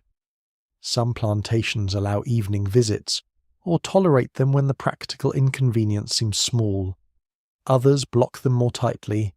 Love is made to travel by foot through mud, darkness, and risk. Imagine measuring devotion not in poetry but in miles, walked after sunset with sore legs and the knowledge that you must return before dawn. Children grow up inside this unstable world, learning attachment alongside uncertainty.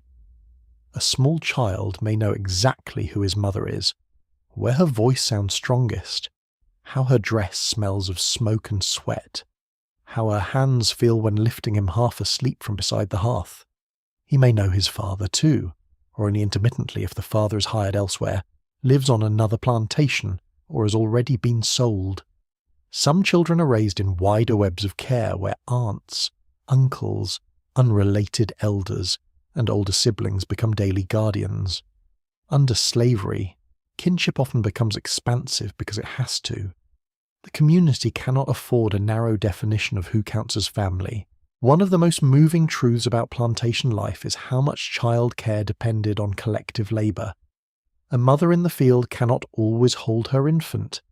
Someone older watches the baby. A girl barely out of childhood soothes a younger child. An older woman stirs the pot and keeps an eye on 3 little ones near the fire. A man returning from a task outside the field lifts a sleepy child to his shoulder. Care moves from hand to hand. This shared parenting is not proof that separation hurts less. It is proof that people build backup forms of love when the world refuses to guarantee the first ones. Historians still debate how stable enslaved family structures were in early Virginia compared with later periods, partly because the tobacco economy, smaller workforce sizes, uneven sex ratios, disease, and sale patterns could all disrupt household formation. Some scholars emphasize the instability. Others point to the remarkable persistence of durable ties despite those pressures. From the ground level of lived experience, both can be true at once. Families were vulnerable, and families were real. Pregnancy carries both joy and dread in this setting. For parents, a newborn may bring tenderness, hope, relief, fear, pride, and exhaustion all mixed together. The smell of a baby wrapped in cloth, the soft heat of a sleeping child against the chest, the tiny fist closing around a finger, these are deeply human comforts. But in slaveholding Virginia, a child is also born into legal bondage if the mother is enslaved. The law takes the most intimate event in life and bends it toward property. A mother nursing her infant may already know that the child's future can be altered by a debt, a death in the owner's family, a disputed will, or the simple greed of someone who sees saleable value where she sees only her baby. Disease makes family life more precarious still. The Chesapeake can be hard on bodies. Fevers, stomach illnesses, respiratory sickness, childhood infections, and the general strain of undernourishment and overwork take their toll. Death visits all ranks in colonial Virginia, but enslaved people face it with fewer protections, fewer resources, and less rest. A parent may lose a child quickly. A child may lose a mother in childbirth or to illness. A spouse may vanish not by sale but by fever in a matter of days. Grief has little room to unfold ceremonially when labour resumes so soon, and yet mourning happens. It may happen quietly, in a cabin after dark, through a remembered phrase, a held object, a song hummed lower than usual, a child named for someone gone, or a silence that the community understands without having to ask. Slavery interferes with formal grieving, but it cannot prevent sorrow from taking shape. In some cases, burial traditions, prayers, washing of the body, or careful placement of the dead continue in adapted forms. Love does not end because the owner is impatient with funerals. There is also the constant work of teaching. Parents and elders teach children how to move through the plantation without inviting danger. Do not stand too near when tempers are bad. Answer clearly. Keep your eyes attentive but not challenging. Carry what you're told. Stay away from the river unless allowed. Do not waste food. Learn who can be trusted with a secret and who cannot. These are lessons of survival, not because black families lacked richer things to teach, but because the colony insists on imposing its brutal curriculum first. Still, other teachings survive alongside it. How to tie a cloth, how to stir meal without lumps, how to watch weather, how to listen for a bird call, how to remember a name properly.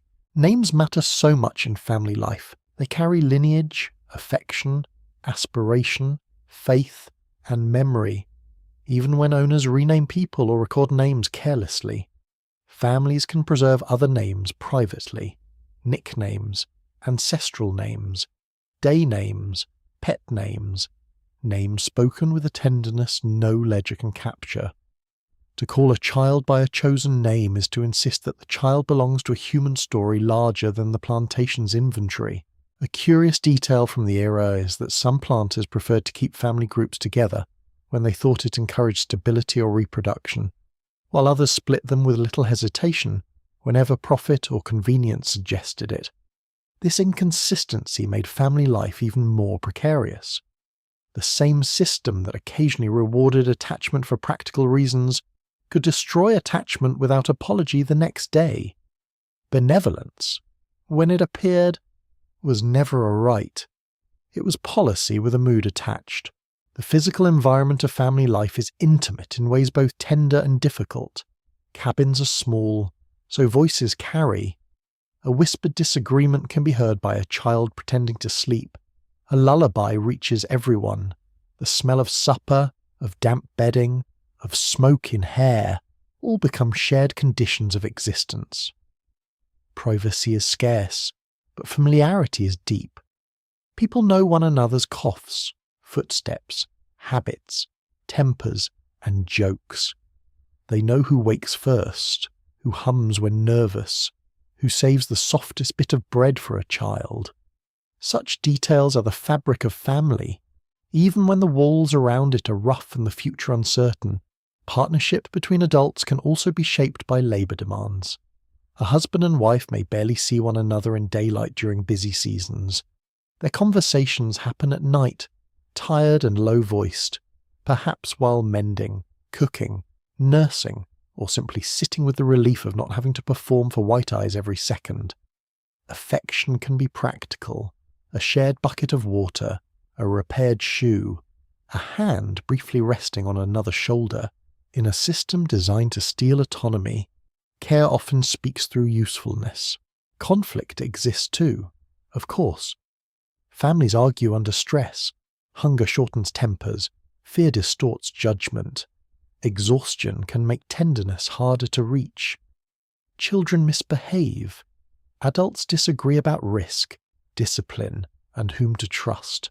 Slavery does not create saints, it creates pressure. The remarkable thing is not that conflict exists, but that mutual devotion survives it as often as it does. Some children are born into households where one or both parents are African-born and carry memories of another homeland. Others grow up among people born in Virginia who know the plantation as their first world. This can shape child rearing in subtle ways. Stories, words, spiritual ideas, food preferences, and practical skills move across generations unevenly. A grandmother may know a healing herb by one name and the child by another. A father may teach field knowledge in English while remembering older rhythms in a different tongue. Family becomes one of the main places where culture is preserved, translated, and remade. The risk of sale hangs over all of this like a bell that may ring at any time. People know what it means when strangers arrive, when the owner studies counts too long, when inheritance is discussed, when a skilled young man is suddenly evaluated, when a woman with several healthy children receives too much attention from the wrong quarter. Fear of separation can shape attachment itself. Some may hold closer because time is uncertain. Some may guard the heart where they can, though even guarded hearts love more than prudence recommends. Children learn to recognize absence with painful intelligence. A father who no longer comes on Sundays, a mother taken to another property, a baby who asks for someone gone. The quarters absorb these losses, and the community improvises around them.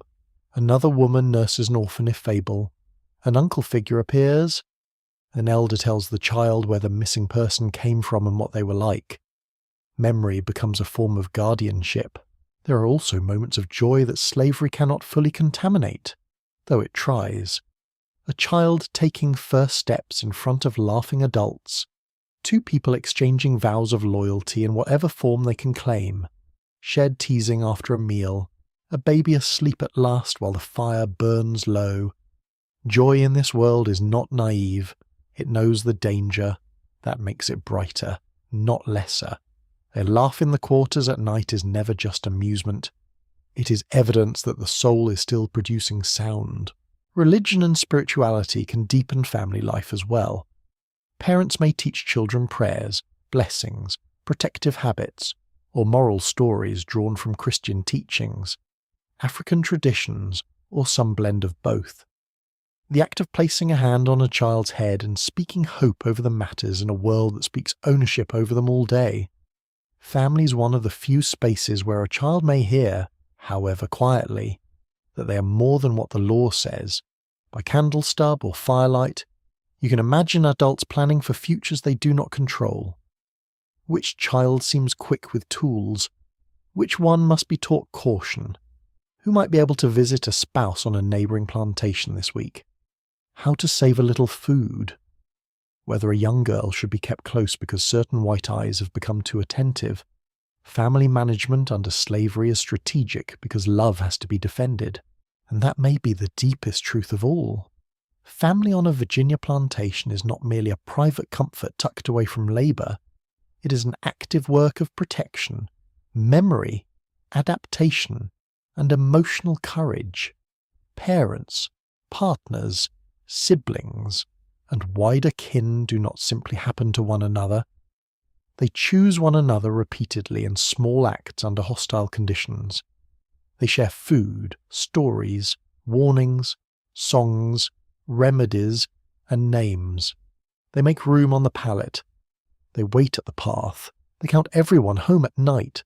So when you ask what life was actually like, you must picture not only fields and punishments, but also the cabin where a mother smooths a child's hair with tired fingers. The doorway, where two spouses exchange a few precious words. The older woman who corrects a young boy's manners because she wants him to survive. The teenager rocking a baby while the pot thickens over the fire. These scenes are not sentimental decorations around the harsher parts of plantation life. They are central to it. Under slavery, family becomes both refuge and risk, tenderness and strategy, heartbreak and stubborn hope. The system works constantly to make black kinship unstable. That is exactly why the persistence of that kinship matters so much. When the workday loosens its grip and darkness settles over the plantation, another world begins to breathe. It is quieter, though never entirely safe. The river gives back a low whisper from beyond the trees. Crickets pulse in the grass. A small fire settles into red coals and sends up the smell of ash, sap, and whatever supper left behind in the pot. Voices lower, hands keep moving, someone mends. Someone rocks a child. Someone stares into the flame as if it might answer a question too old for speech. In these evening hours, belief, memory, and resistance move through life in ways the plantation cannot fully measure. Not every act of resistance looks dramatic. That is one of history's most important truths. On a Virginia tobacco plantation in 1700, resistance often lives in small decisions, guarded words, hidden knowledge, and inward refusals, a person works, but not with the cheerful surrender the master would prefer. A woman teaches a child a name the ledger does not honour. A man keeps back a private thought during a sermon on obedience. Someone uses a healing method learned from older generations instead of trusting only the owner's remedies. Someone protects another person with silence. These acts may look minor from a distance. Up close, they are the daily defence of personhood. Memory is one of the first tools in that defence. Many black people living in Virginia around 1700 are African-born, and even those born in the colony may grow up hearing fragments of African languages, stories, music, beliefs, names, and practical knowledge. Memory is not neat. It does not survive as a perfect package tied with string. It survives in pieces. A word for a plant, a way of braiding hair, a rhythm tapped softly on a knee, a warning about spirits, a story about a homeland river, a manner of greeting, a way to comfort the sick. These fragments matter because they tell people that life did not begin with enslavement, no matter how badly the system wants to pretend otherwise. You can imagine an older person near the fire speaking a half-remembered phrase from childhood, then explaining its meaning to someone younger who knows more English than the old language. The translation may be imperfect, the pronunciation may have shifted. Still, something passes between them. A piece of inheritance survives the Atlantic, the market, the field, and the law. That is no small thing. Belief moves in similarly layered ways. Some enslaved Africans arrive with religious traditions tied to ancestors, protective spirits, ritual specialists, charms, sacred objects, and a world alive with meanings that English planters rarely understand. Others bring Islamic knowledge, prayers, and habits shaped by long intellectual and spiritual histories. In Virginia, they encounter Anglican Christianity, sometimes preached by men who can speak fluently about humility while owning human beings. It is not a subtle contradiction. Yet enslaved people do not simply absorb religion in the form it is handed to them. They listen, compare, reinterpret, and adapt. Biblical stories can take on new force when heard by people living under oppression. The tale of deliverance from bondage is hard to miss when you're surrounded by masters. Prayer can be translated through older habits of invocation. Sacred protection can blend with Christian language without losing its older roots. A hymn may be sung with meanings the planter never hears. Spiritual life under slavery is therefore not simple conversion or simple continuity. It is creative survival. Historians still argue about how extensively African religious practices remained intact in the early Chesapeake, especially in a region where plantations were often smaller and populations more mixed than in some later slave societies. Some scholars emphasize fragmentation and rapid adaptation to colonial Christianity. Others point to enduring signs of African cosmologies in healing, burial customs, protective objects, spirit beliefs, and patterns of communal practice. The uncertainty itself tells you something useful. Enslaved people were not preserving culture in a museum case. They were using it under pressure, changing it as needed, carrying forward what could live. Healing knowledge is one place where belief, memory, and resistance overlap clearly. Plantation owners may summon formal doctors when their own families are sick, but everyday healing among enslaved people often depends on local expertise. Someone knows which leaves soothe a cough, which roots ease stomach pain, which poultice helps a swelling, which steam or tea settles a fever, which food best strengthens someone after illness. This knowledge can draw on African traditions, indigenous plant learning, colonial exchange, and hard experience all at once. Medicine on a plantation is practical, improvised, and deeply social. The smell of healing can be sharp and earthy, crushed herbs, bitter bark, mint rising in steam, smoke from a plant burned for cleansing or protection, the feel of a cool cloth on a forehead, fingers pressing gently at a swollen joint, a whispered instruction to drink slowly. Care of this kind is more than health maintenance. It is also an assertion that black bodies belong first to the people trying to preserve them, not to the owner who works them. A curious detail from the wider world of early slavery is that white colonists often feared African healing practices precisely because they did not understand them. Remedies, charms, and ritual gestures could be dismissed as superstition one moment and feared as dangerous power the next. That nervousness reveals something deliciously ironic. The people claiming mastery over others were often unsettled by the very knowledge systems they tried to belittle. Music is another shelter.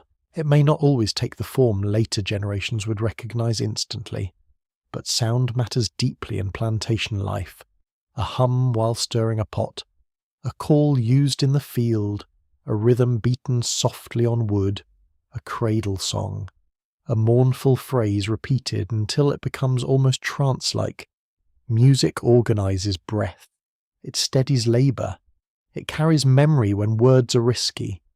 It lets emotion move through the body without having to declare itself openly. You listen at night and hear how songs can do several things at once. One line may soothe a child, another may mark shared sorrow. A repeated rhythm may bind people together through familiarity alone. Some songs may carry spiritual meaning. Some may simply make the dark feel less empty. The plantation hears noise where the enslaved hear structure, comfort, and coded belonging. Speech itself can be resistant, a private joke about the master's vanity, a double meaning in a polite answer. News passed quietly from one cabin to another, a warning about an angry overseer, a rumour about changing laws, ships arriving, war elsewhere, a runaway sighted, a death in the owner's family, or the possibility of sale. Rumour matters because formal information seldom serves the enslaved honestly. People build their own information network from fragments, observation, and trust. In such a world, who tells you what has happened can matter almost as much as what happened.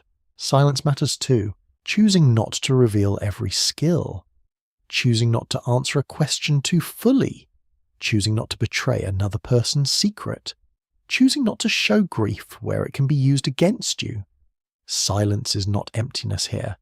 It is a practiced art. It can protect, conceal, and preserve. A master may mistake silence for dullness. That is often to the enslaved person's advantage. Resistance can also appear through work itself. A tool repaired slowly, a task misunderstood just enough to avoid a worse one, food slipped to someone hungry, a hidden extra moment at the well, an illness exaggerated because the body truly cannot bear the field that day. None of these acts overthrow the system. That is not their immediate purpose. They carve out space within it. They shift a little time, a little strength, a little relief back toward the people from whom everything is being taken. Running away is the most obvious form of direct resistance, though it is also one of the most dangerous. The Virginia landscape offers woods, swamps, rivers, and the thin hope of distance, but also dogs, patrols, hunger, injury, and the grim reality that unfamiliar terrain can kill almost as efficiently as capture. Some people do attempt escape.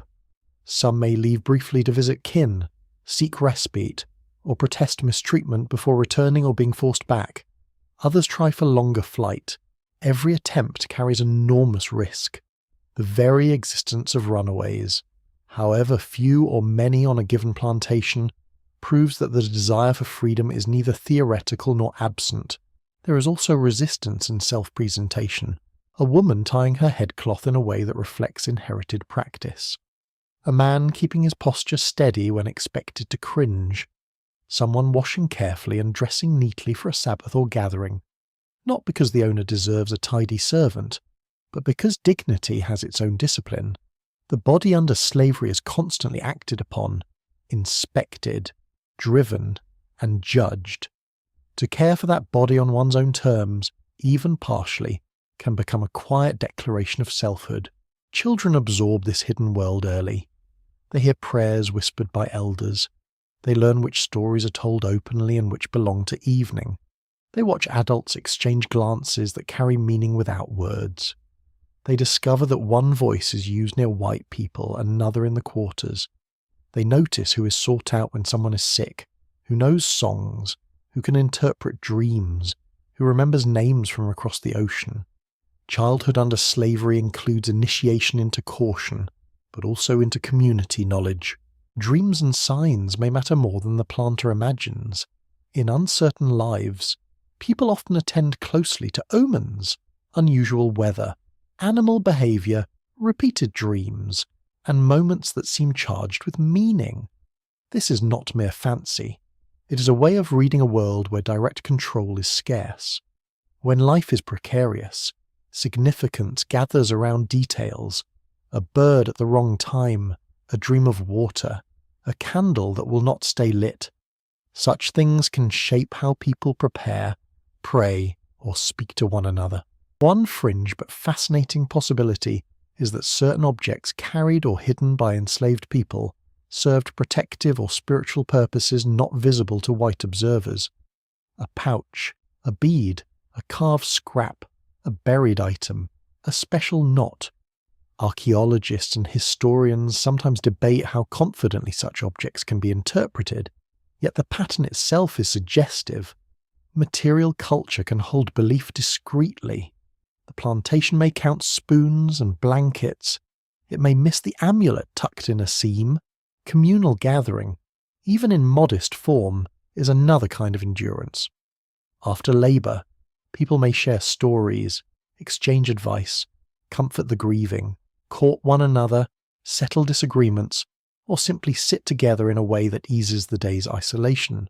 The warmth of bodies near a fire, the smell of smoke and damp cloth, the cadence of familiar voices. All of this helps restore something the plantation spends daylight trying to strip away. Community is not leisure only. It is repair. The master would prefer transparency. He would like every thought visible, every meeting harmless, every prayer obedient, every song cheerful, every remedy approved, every memory weakened. He does not get his wish. That is one of the reasons slavery depends so heavily on surveillance. The inner lives of the enslaved keep slipping out of reach. People continue to imagine futures, judge injustices, call on powers beyond the master, and nurture loyalties stronger than fear. Resistance begins there, in the refusal to let the oppressor define reality completely. Even laughter can resist, a joke shared at the expense of white pretension. A knowing look when the master boasts beyond reason. A dry comment about tobacco quality from the people who actually understand tobacco. Humour does not erase suffering. It punctures false grandeur. That matters. Systems of domination prefer solemn acceptance. Laughter reminds everyone that the powerful can still look ridiculous by firelight. And so, as the night deepens and the plantation seems to rest, you understand that it never truly contains all that lives within it. Beneath the discipline of the field and the threat of punishment, another current runs. It is made of remembered words, blended prayers, healing hands, hidden objects, careful silence, low songs, guarded jokes, and the daily choice to remain inwardly alive. Belief gives shape to endurance, memory anchors, identity. Resistance, often small enough to escape the ledger, keeps human dignity from being fully harvested. The fire burns lower. Someone murmurs a blessing. Someone else hums a tune with no single owner and many meanings. Outside, the dark fields wait in neat rows for morning, but inside the circle of smoke and breath, a different order briefly holds. Here, for a few precious hours, the soul answers to something larger than the plantation. And that answer, however quiet, is its own kind of freedom. By 1700, race in Virginia is not just an attitude drifting through conversation. It is being built into the colony with care, hammered into law, custom, and habit, until it begins to look permanent to those who benefit from it. On the plantation, you can already feel the results in daily life, in who gives orders, who receives them, who may carry a gun, who can testify, who may move without written permission, who is expected to labour for life, and whose children are marked by the law before they can even speak. This hardening does not happen by accident. It is made. clause by clause and practice by practice, by people determined to turn blackness into bondage and bondage into inheritance. The remarkable thing is that colonial Virginia had not always looked quite so fixed. In the 17th century, the labour system was still taking shape. Indentured servants from Europe worked alongside Africans and people of African descent in some settings, and the edges of status were at times less rigid than they would later become. That does not mean the early colony was fair or free of racial prejudice. Far from it. But it does mean that the sharp legal tying of lifelong hereditary slavery to African ancestry was something that developed over time rather than descending fully formed from the first English ship. That change matters because it reveals choice. Planters, lawmakers, judges, and local elites faced economic pressures, fears of disorder, labour shortages, opportunities for profit, and the persistent question of how to control a workforce in a colony hungry for tobacco profits. Instead of moving toward broader freedom, they moved toward a system that made one population permanently vulnerable for the advantage of another. When people later pretend that slavery simply emerged from ancient inevitability, they're performing a very old trick. They are hiding deliberate decisions inside the fog of fate. Virginia law becomes one of the chief tools in this transformation. Statutes begin to distinguish more sharply between Christians and non-Christians, between servants with terms and slaves for life, and then increasingly between white and black. One of the most consequential principles is that the status of the child follows the condition of the mother. This rule does several things at once. It stabilizes hereditary slavery. It protects white fathers from legal responsibility for children they have by enslaved women. And it turns the reproductive lives of black women into a direct source of wealth for slaveholders. Few legal ideas reveal the colony's moral condition more clearly than this one. You can feel the coldness of such a rule in ordinary domestic scenes. A baby sleeping at the breast is not simply a child in the eyes of the law. The child is future property if the mother is enslaved. A legal formula enters the cabin before the baby has learned to walk. Imagine the violence of that. Not necessarily a blow, though blows are plenty common. A quieter violence, one written into the future before the child knows what a future is. Restrictions on interracial relationships also deepen over time, especially where lawmakers fear the social ambiguity such unions might create. The colony wants categories that stay tidy for the convenience of power. A society that depends on slavery grows anxious around any fact that blurs the line between owner and owned. So it punishes or stigmatizes unions across the color line, while simultaneously tolerating the sexual exploitation of enslaved women by white men, when that exploitation reinforces power rather than confusing it. Colonial morality is very selective about when it becomes offended. Historians still argue over the relative weight of different causes behind this hardening of racial slavery. Some emphasize labor demand and the profitability of tobacco. Others stress elite fears after unrest among poor whites and bonded laborers. Some focus on imperial trade patterns that increased access to enslaved Africans. The most persuasive view is often a combination. Economic incentives, political calculation, social fear, and racial ideology strengthened one another. None of these causes needed to act alone. They worked together like men carrying the same heavy beam. One event that often hovers in the background of this story is Bacon's Rebellion in 1676. The uprising itself was driven by a tangle of frontier grievances, class tensions, and political ambition. But its aftermath sharpened elite awareness of how dangerous alliances among the lower orders could become. If poor whites and black labourers found common cause, even briefly, the ruling class had a problem. One response was to offer poor whites greater standing as whites while locking black people more firmly into hereditary slavery. It was a grimly effective bargain. Divide the labouring population by race, and some people will cling to the small prestige of whiteness even when they remain economically precarious. That bargain reshapes daily feeling in the colony. A poor white man may own little, dress badly, and work hard. yet still enjoy legal and social advantages denied to black people. He can be encouraged to see himself not as a fellow sufferer in a harsh labor regime, but as a member of the superior race. Whiteness becomes a wage of status. It does not pay in comfort for all, but it pays in power over someone else. This is one of the colony's cruelest inventions, because it recruits ordinary people into the defense of a system that also exploits them. On the plantation, race becoming law means that every interaction carries additional weight. A white child can order a black adult and expect obedience because the social world around them has already declared that expectation normal. A white servant nearing the end of an indenture can imagine stepping into freedom. Perhaps poverty-stricken freedom, but freedom still, while a black labourer performing the same physical exertion is presumed bound for life. Two bodies bent over the same field do not inhabit the same future. That difference is no longer a matter of loose custom. It is becoming formalised truth in the eyes of the colony. The court system helps make this real. Black testimony against whites may be discounted or excluded. Punishments vary by race.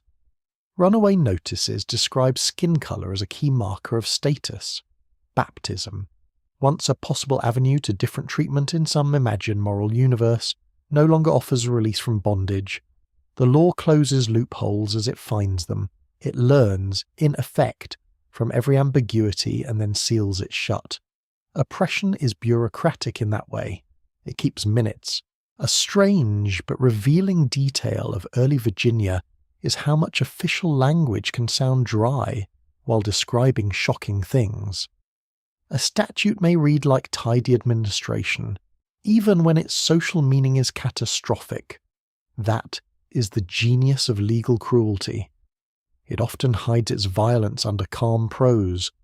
A clerk copies the words, a magistrate applies them, a planter cites them over supper, and meanwhile, a whole population is being assigned hereditary inferiority with the tone of routine paperwork. Religion plays a role in this hardening too, though not always in simple fashion. Earlier in the colonial period, some confusion existed around whether conversion to Christianity might alter the status of enslaved people. Over time, Virginia makes clear that baptism does not free the enslaved.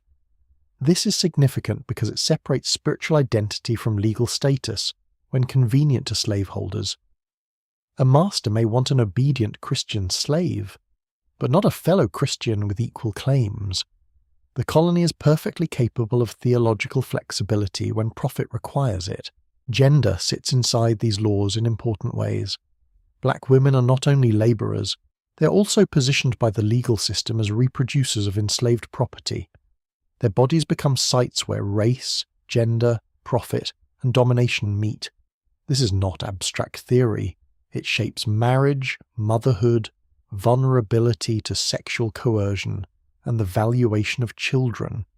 A woman in the field is also a woman in the ledger, and the ledger is thinking beyond her day's labour to possible births, inheritances, and transfers.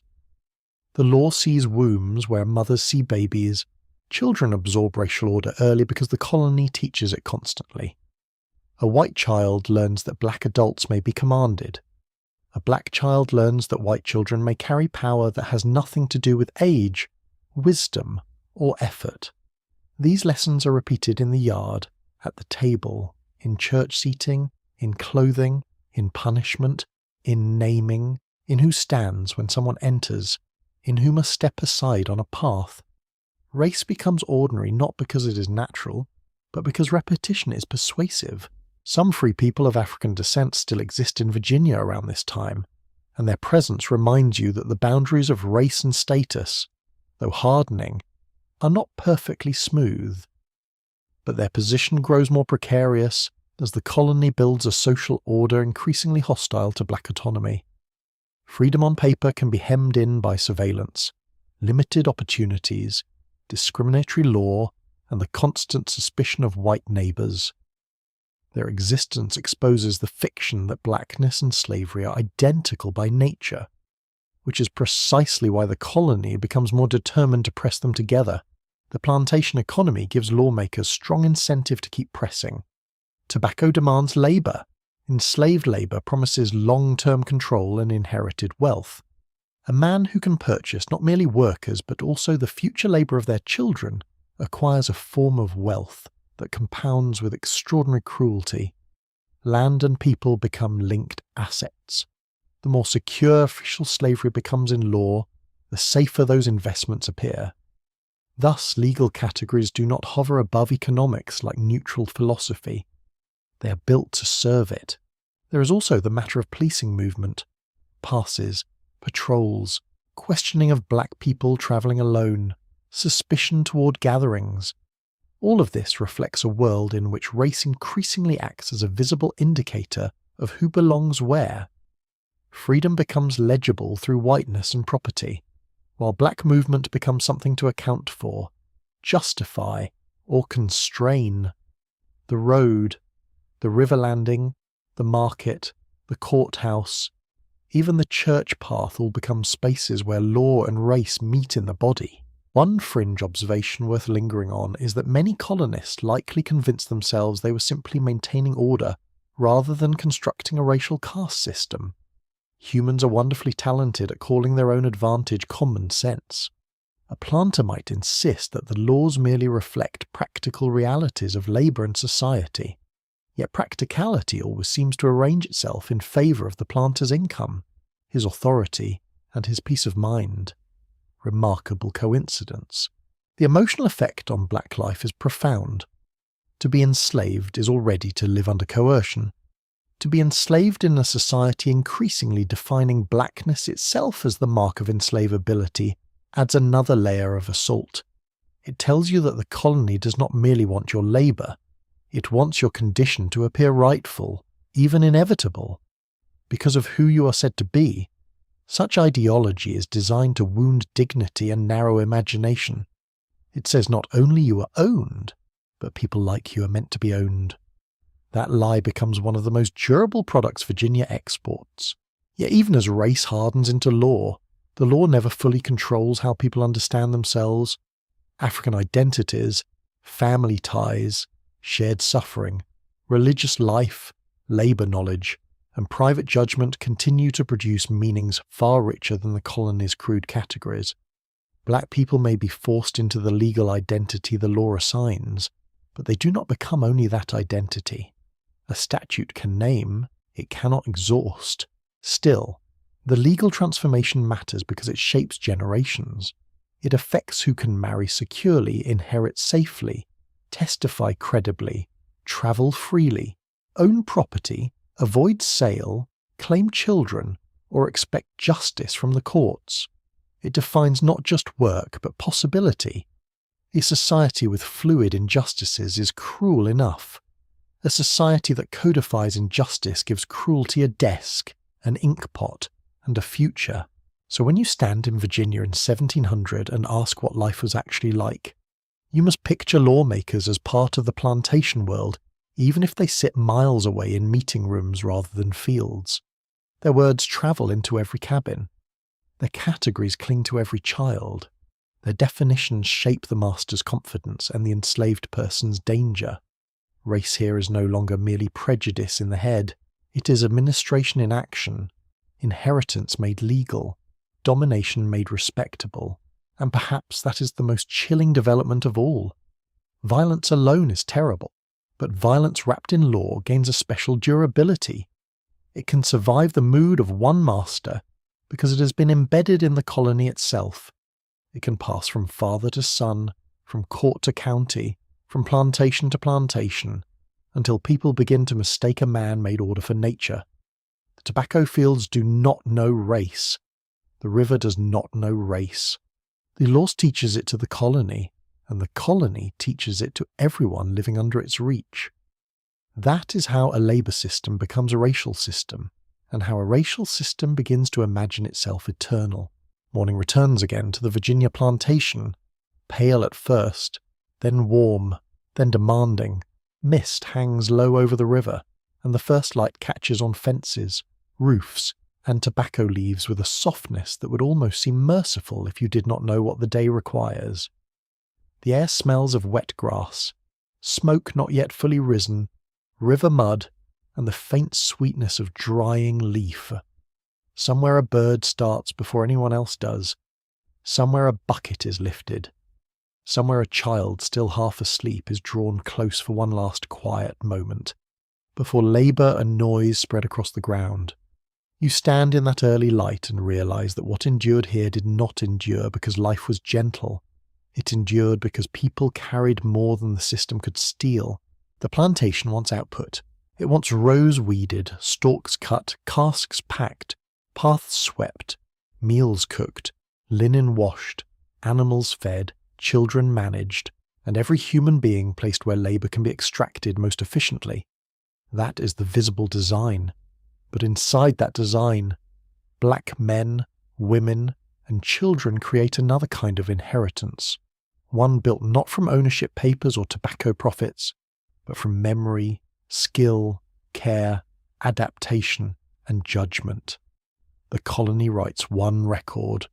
The people living through it write another in bodies, habits, voices, and descendants. Start with labour, because labour is where so much life is spent. Hands learn the feel of Virginia soil, the drag of a hoe, the weight of a tobacco stalk, the subtle difference between a good leaf and a damaged one. Backs bend, feet toughen. Eyes learn weather, pests, moods, and timing. Enslaved workers are forced to become experts in the very system exploiting them. A planter may boast about his crop, but the real intelligence of the plantation often rests in the people who know when to top a plant, how to cure leaf without spoilage, how to stretch a ration, mend a fence, ease a fever, calm a child, and survive another winter with barely enough cloth. Knowledge accumulates under pressure. That knowledge does not vanish when the sun goes down. It passes from person to person in quiet instruction. How to bank a fire, how to read a sky for rain, which herb settles a stomach, how to patch a shoe with little leather left, which path stays driest after heavy weather, which words can be said openly and which must be held for trusted ears, how to work hard without giving away every last bit of yourself. The plantation depends on this practical wisdom, even as it refuses to honour the people who carry it. It is one of slavery's central contradictions. It degrades those whose competence it cannot do without. Children absorb this inheritance constantly. A boy learns from watching shoulders before he learns from sermons. A girl learns how a pot should sound when the meal is thick enough. A child hears the difference between ordinary talk and warning talk. Small hands fetch kindling, carry water, rock infants, gather greens, sweep yards, and slowly take on the habits of survival. These children are born into legal bondage, but they are not born empty. They are filled early with names, cautions, songs, recipes, stories, gestures, and the emotional mathematics of plantation life. Who can be trusted? When to speak? How to endure hunger without panic? How to notice kindness? How to remember the absent? That last lesson matters greatly. Absence leaves marks on the plantation. A father sold, a mother buried, a sister hired away, a child sent elsewhere, a skilled worker transferred downriver. Loss enters family life so often that memory becomes an act of protection. People keep one another alive in speech. They repeat names. They retell habits. They explain who someone was, how they laughed, how they worked, how they braided hair, how they sang a line, how they carved a handle, how they prayed before sleep. In a world where sale and death threaten continuity, remembrance becomes a way of refusing erasure. Historians still argue about how much of early black life in Virginia can be recovered in detail, because the surviving records were so often written by enslavers, officials, and other observers more interested in property than personhood. This uncertainty is real and worth admitting. Many individual voices are muffled by the archive. Yet even through that distortion, certain truths stand clearly. Black people on Virginia plantations built families, preserved knowledge, interpreted religion for themselves, used humour, practiced care, and made choices within harsh limits. The records may be uneven. The humanity is not. One curious detail of historical survival is that some of the strongest evidence for everyday black life comes from things elites did not think important enough to celebrate. A cooking pot left in the ground, a patched post hole from a cabin, a list of issued cloth, a complaint about a runaway, a note about illness, a baptism entry, a court dispute over inheritance. History often survives in scraps because power prefers its victims to remain blurred. Those scraps, however, still glow when handled carefully. The people forced to live under slavery also shape Virginia in ways the colony rarely admits honestly.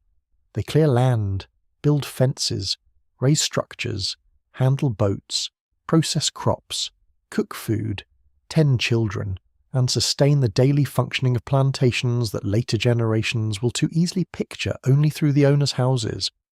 The visible wealth of colonial Virginia grows from black labour so thoroughly that it is difficult to separate the landscape from the people compelled to make it productive. The river landing, the tobacco barn, the smokehouse, the path to the well, the cabin hearth, all carry their imprint, and not just their labour. Their aesthetics and habits begin to influence the colony too, though often without acknowledgement. Foodways adapt, healing knowledge circulates, speech patterns shift, musical rhythms persist, childcare practices, gardening methods, craftsmanship, and forms of devotion shape the lived texture of the Chesapeake. Culture under slavery is never a one-way flow from master to enslaved, even in unequal conditions. Black life changes the colony because daily contact makes total insulation impossible. Planters like to imagine they create the world around them. In truth, they preside over a world deeply made by people they attempt to dominate. There is also the matter of endurance itself. Endurance is sometimes described too simply, as though it were passive. But surviving plantation life in 1700 requires relentless activity of mind and body. It means adjusting to law without believing in its justice. It means loving people whose loss you cannot prevent. It means working under command while protecting small zones of inner selfhood. It means making meals from little, warmth from scraps, meaning from fragments, and community from instability. Endurance is labour of another kind, not visible in tobacco accounts, but just as real. Take the evening fire as one small example. At the end of a day that's taken nearly everything physical, people still gather enough attention to feed one another, comfort children, exchange news, and preserve some recognisable shape of home. Smoke rises. Cornmeal thickens. Someone laughs dryly at a master's foolishness. Someone hums. Someone checks a fever. Someone saves the better portion for an elder or a child. These are tiny acts measured against the huge machinery of slavery. Yet they are also the acts that keep a people from being reduced to machinery themselves. Spiritual life belongs here too, whether through Christian prayer, African-rooted practices, blended forms of belief, quiet blessings over food, burial customs, protective objects, or inward appeals to ancestors and divine power. People continue to place meaning beyond the plantation's control. The owner can claim legal authority. He cannot fully command what another person regards as sacred. That matters because sacred meaning can steady dignity when social meaning is under assault. A whispered prayer in a cabin may do no visible damage to the tobacco crop. It can still preserve a life inwardly. Humour preserves life as well. Not grand laughter all the time, of course. Plantation life leaves little room for carefree amusement. But irony slips through. A raised eyebrow at pompous behaviour, a private comment about someone who knows nothing of tobacco-pretending expertise, a joke that survives because it is shared among the right people in the right tone. Humour lets the oppressed judge the oppressor without handing over their judgment publicly. It pricks the false grandeur of slavery. Sometimes that prick is all a person can afford. It still matters. The legal system by 1700 is trying hard to make all of this permanent. Race is being tied to hereditary slavery. Movement is constrained. Family bonds are left exposed to sale, and law gives structure to domination. Yet permanence is something human institutions always flatter themselves about. Planters may imagine they are founding an eternal order. They are really creating a violent and unstable one that must constantly be reinforced because the people living under it continue to think, feel, remember, and resist in countless small ways. A system that requires this much surveillance is not secure in any moral sense. It is only armed. Another legacy carried forward is agricultural and environmental knowledge. Enslaved people help make sense of Virginia's climate, its soils, its illnesses, its useful plants, its rhythms of flood and heat. They learn how to survive mosquitoes, marsh damp, bad harvests, and thin winters. They teach one another what works. Such knowledge becomes part of the long black experience in North America, born under terrible coercion, but still real as expertise. The plantation tries to own labour. It cannot own understanding in the same clean way. Women carry a particularly layered inheritance. They labour in fields and domestic spaces, bear children into bondage, keep food and cloth moving through households, tend sickness, and hold family memory under extraordinary pressure. Their work is often treated as ordinary by the people who rely on it most. Yet ordinary is not the right word. Essential is. Through them pass recipes, warnings, naming practices, healing methods, moral instruction, and emotional steadiness that help entire communities survive. A colony obsessed with counting tobacco rarely pauses to count the number of lives held together by a woman who has not slept enough in years. Men, too, carry legacies beyond the planter's account. They build, row, chop, mend, plant, teach, court, protect, joke, and mourn. Some become quiet anchors within families. Some become skilled workers whose abilities owners exploit heavily. Some try to shield others from danger where they can. The stereotype of the enslaved man as only brute labour misses the complexity of his actual life. He's also father, husband, healer, singer, strategist, friend, witness, and memory keeper. The elderly, when they survive long enough to reach old age under such conditions, hold another kind of power. Their bodies may be worn, their labour perhaps less valued by owners, but their minds hold stories of places, people, seasons, changes in law, deaths, births, and techniques learned long ago. An elder can tell a young person not only how the plantation works, but how to think about it without letting it define the whole world. That kind of perspective is an inheritance no master can issue or withdraw.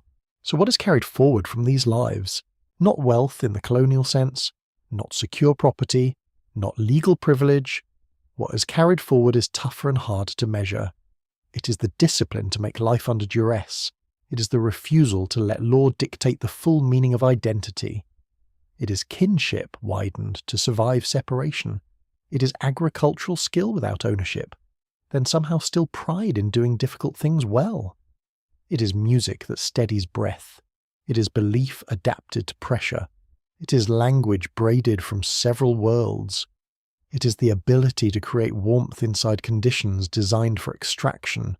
At the same time, another legacy is carried forward too, and it belongs to the colony rather than to the enslaved. Virginia is building habits of racial domination that will outlast many individual planters and many tobacco seasons. Wealth grows unevenly. Law hardens cruelty into routine. White status becomes attached to black subordination. Generations inherit not only land and houses, but also a moral damage they prefer not to name. The plantation leaves scars in both directions, though only one group chooses the system producing them. When you look across the fields in the slant light of late day, the rows seem calm, almost orderly enough to invite forgetting. But forgetting is the luxury of those who benefit from distance.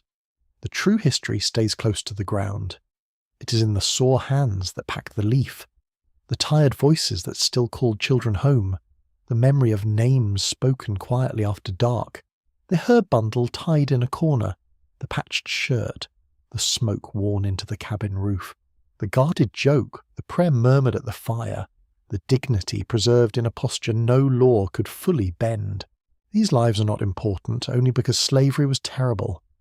They are important because the people themselves possess depth, intelligence, affection, style, and endurance that the institution failed to crush. To tell the story only as suffering would be to let the plantation define them too completely. To tell it as triumph alone would be dishonest. The truth lies in the difficult middle. They suffered under a brutal system. They also made lives inside it, and those lives mattered in full human detail. Now the evening settles slowly over the plantation. The heat loosens. The sky fades from gold to blue-grey. Smoke drifts from the cabins and hangs low. The river darkens. A child grows heavy with sleep. Someone adds a last stick to the fire. The field is still at last, but the knowledge, memory, and care carried by the people who worked it do not vanish with the light. They remain, held in bodies, in descendants, in the land itself, and in the long unfinished history that follows from this place. Let your breathing grow softer now. Picture the low fire shrinking into a warm red glow.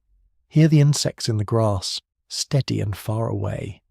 Feel the night air cooling the day's heat from the earth. The cabins rest in shadow. The river moves without hurry. Voices fade to murmurs, then to quiet. A blanket is drawn up. A child is gathered close.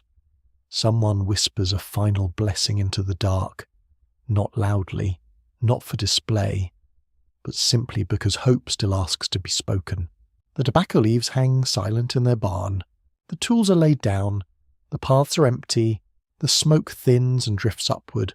Overhead, the sky opens wider, and the stars look down with the same calm they offer to every soul on that Virginia ground. Free or enslaved, powerful or powerless, watched or forgotten. In that wide darkness, the plantation seems smaller than it did by day. Its fences shrink. Its laws go quiet. Its claims to permanence soften under the night. Stay there a little longer. Listen to the crickets.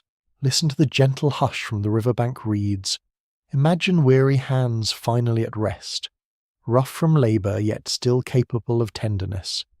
Imagine the warmth of the hearth lingering in the walls. Imagine memory moving softly from one sleeping generation to the next, carried not by paper, but by love, habit, prayer, and the stubborn endurance of human dignity. The night deepens.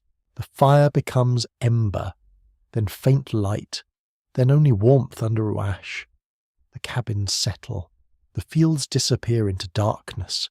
The river keeps its slow silver course beyond the trees, and above it all, the sky remains patient, vast, and quiet, holding every sorrow and every small act of courage in the same gentle dark. End of script. Sleep well.